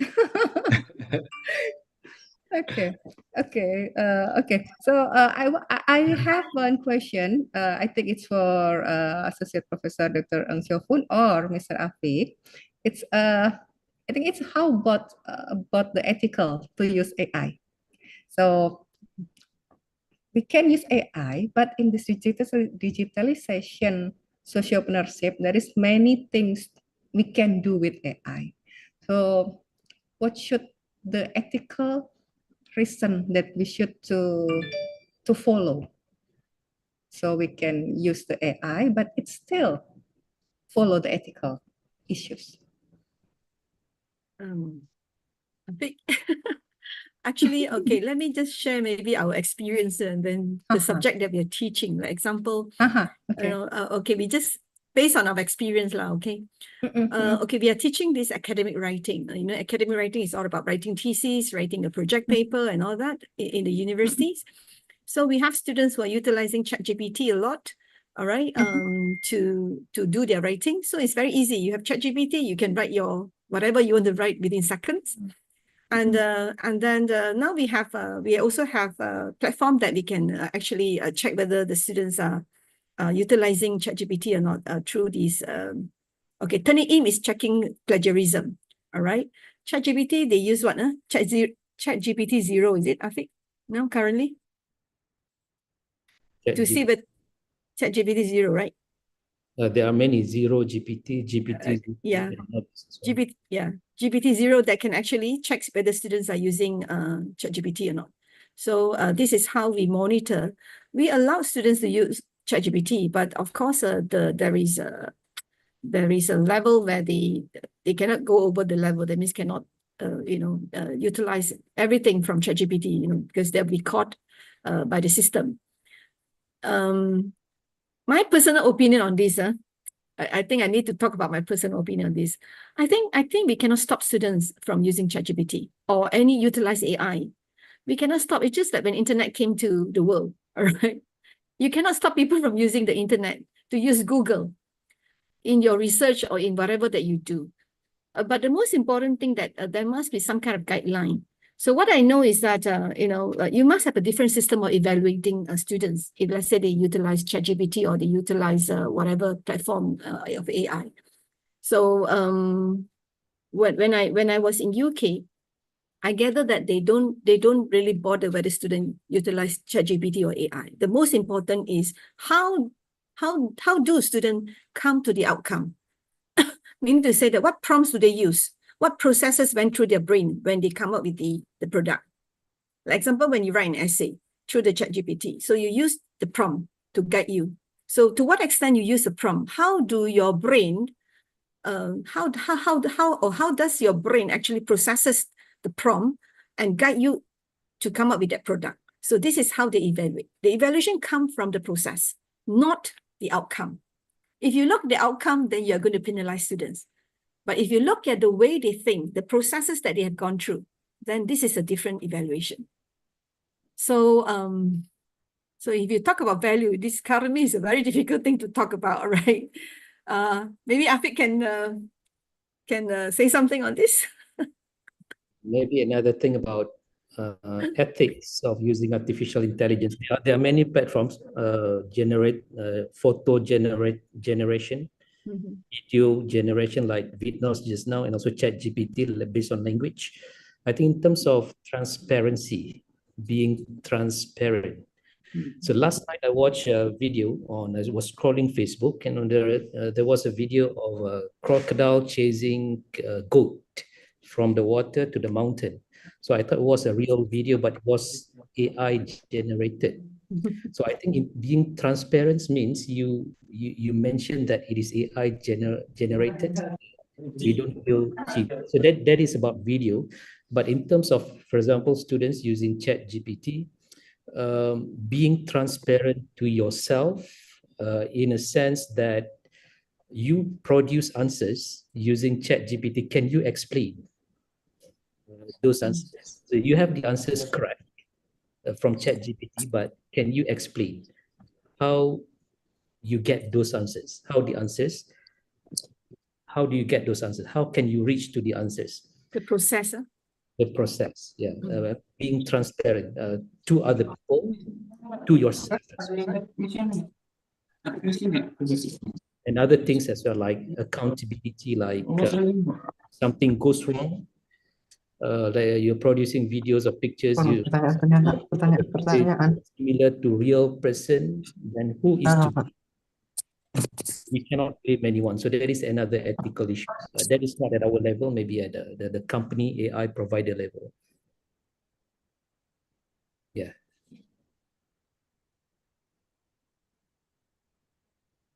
That's all. Okay, so the ethical is in ourselves, yeah. We have the control to what should we do. Okay, we use AI, but we should to tell people that we make this with AI also, not just ourselves that make it like that, Mr. Afiq. If needed, like you generate photos, for example, videos, for example. So you can put a footnote there, like if footnote, you see, yeah. Okay.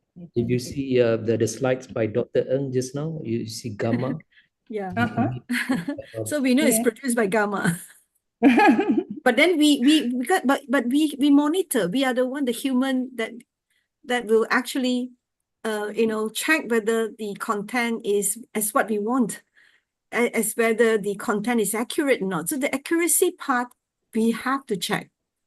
Same like any PhD student, master students, if they will use ChatGPT or whatever to utilize the AI platform to generate information. So they have to double check whether the citation is correct or not, whether the references are correct or not. Yeah. So you have the responsibility to check because it's your work. If you want to treat it as your work, you have to check. Yep. Okay. Thank you, bro. Okay, the other one. Is there any question? Oh, or just shy to ask, especially. Actually, you have something to ask. Oh, yes, Pawan? There are a question in the chat room. Oh, yeah. Wait. Okay, from once more ya, from Mercu Buana Yogyakarta, from Dewi Sukmawati. How can sociopreneurship contribute to sustainable development in underserved communities? The question is for Mr. Awan. Okay, so please, Mr. Awan. Okay, yeah, I think what mean about underserved community is because in Indonesia there are many remote area in the far village from the capital city. Because in the village in Kalimantan and also in Papua also. So there are many problem about one problem about electricity.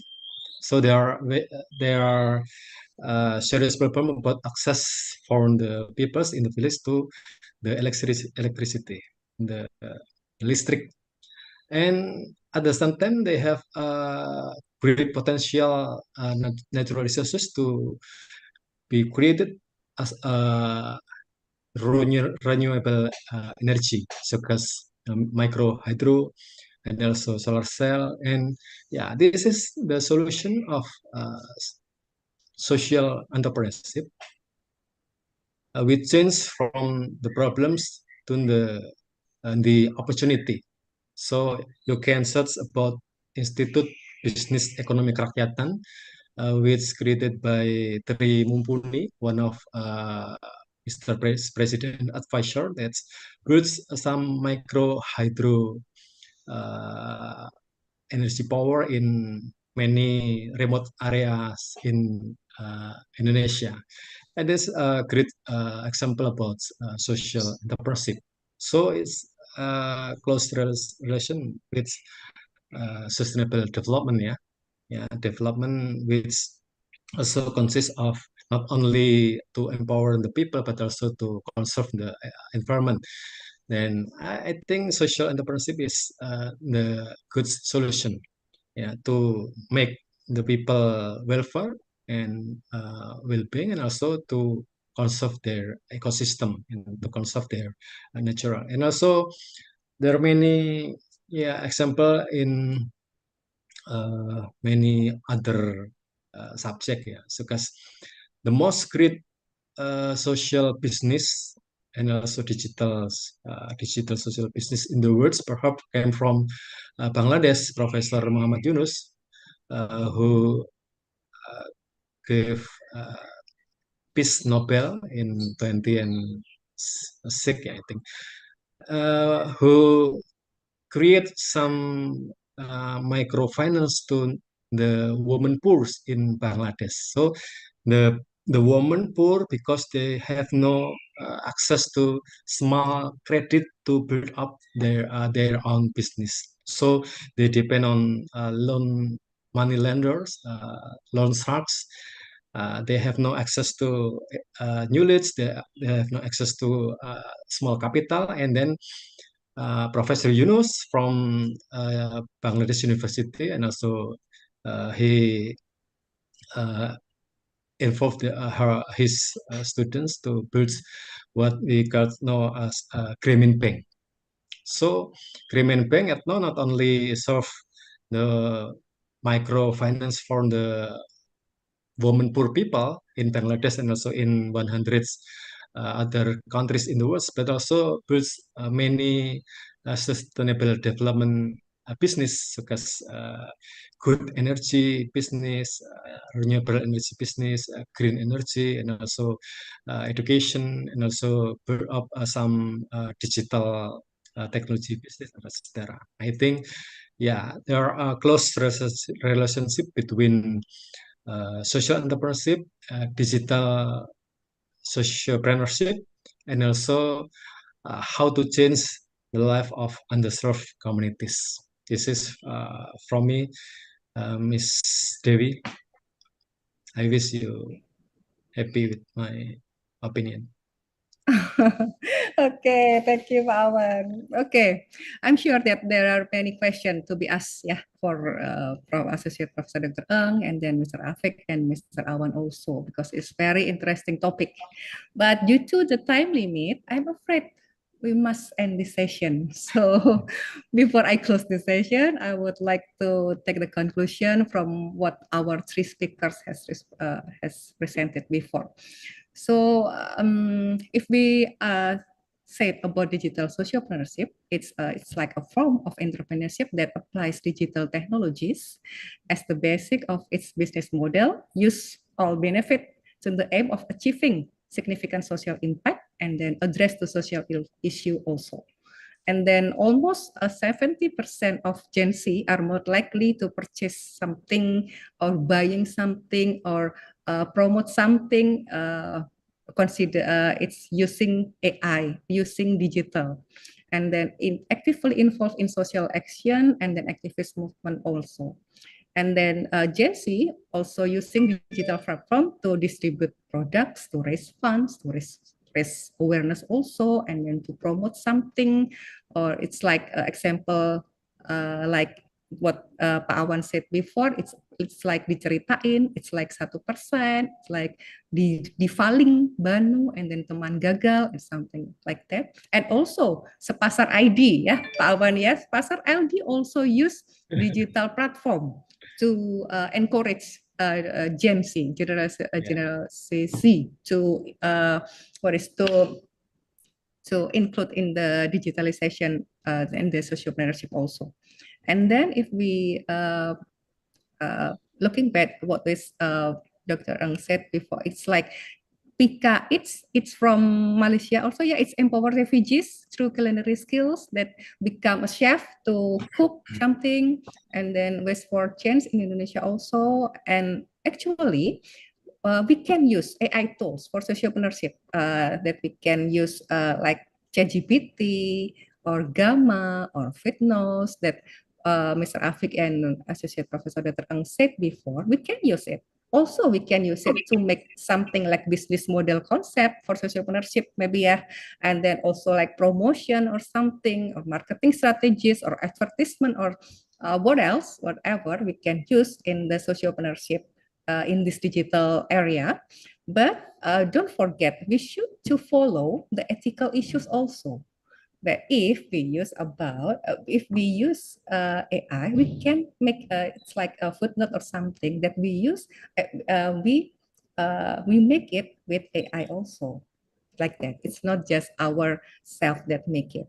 And then don't forget, we still have to to boost our innovating idea. Don't forget, yeah, if digital and sociopreneurship is still should to think globally but act locally also. Okay, there's the little bit that I can conclude the conclusion about the three speakers today. And then before we leave the session, on behalf of the chairperson of the committee, I would like to give appreciation for the three speakers. Associate Professor Dr. Ang Syofun, thank you very much. Mr. Muhammad Afik Kamarul Asman, thank you very much. And Mr. Awan Santoso, thank you very much for all of your willingness to share all of your knowledge, your thought, your experience with us. It's very much appreciated. Okay, please give applause again for the three of the speakers. Okay. And I also thank all the participants that have been wonderful and actively involved in this webinar session from the beginning until now. So just enjoy and have the rest of the day. And don't forget, we still have a pre-test and also the presency and something from the MC. I think she will give something for you. And to close the session, I will close it with the pantuns, little bit. Bunga mekar di perbukitan, sawah luas di pedesaan. Terima kasih untuk segala perhatian. Teruntai maaf bila terucap kesalahan. Okay, Assalamualaikum warahmatullahi wabarakatuh. Now I hand over the stage to the gorgeous lady. Thank you, Devina. Back to you again. Thank you, Ms. Rani Rengganis, for leading the discussion session. It was amazing and, of course, inspiring for all of us. Okay, ladies and gentlemen, finally, that was a great and amazing topic that I've ever heard. And of course, we all can take our knowledge about this. Before ending the webinar, let's take another photo session, maybe. Please open your camera and smile to your camera. Please, operator. Okay.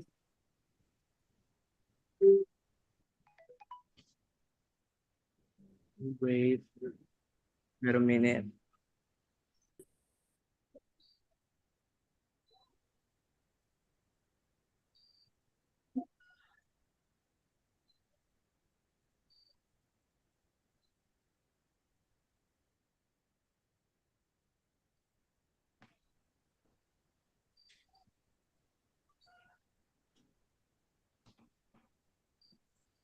Okay, and I Oh, would okay. For slide 1, get ready. Open your cam, please. Okay, one, two, three. Okay, for the slide 2. One, two, three. Okay, for the slide 3.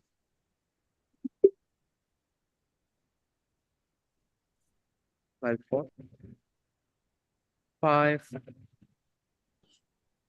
And the slide 6. Slide 7. Slide 8. And the last slide.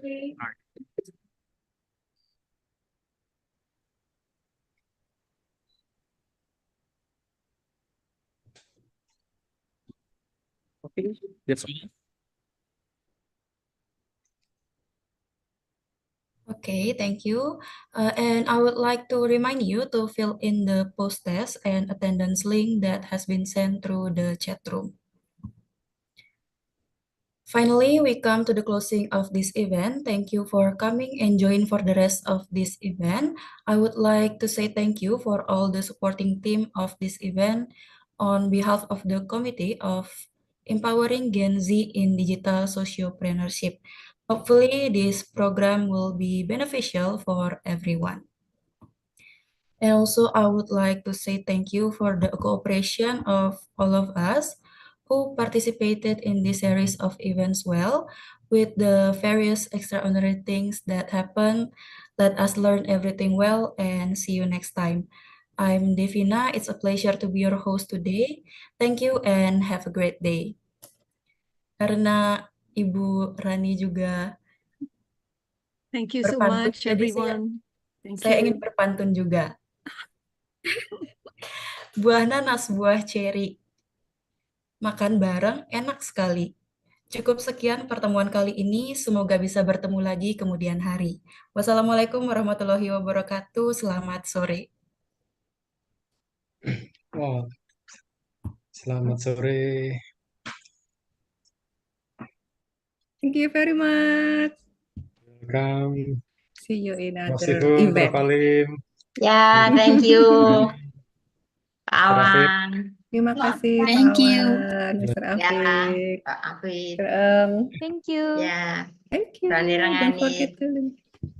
Ya, Ya. Prof. Thank you. Thank you. Thank you.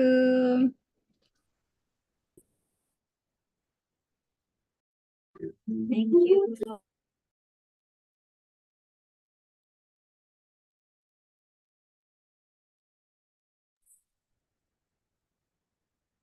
Rani pantunnya oke.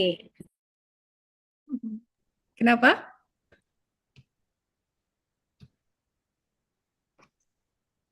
Terima kasih semua. Love, love, love, love.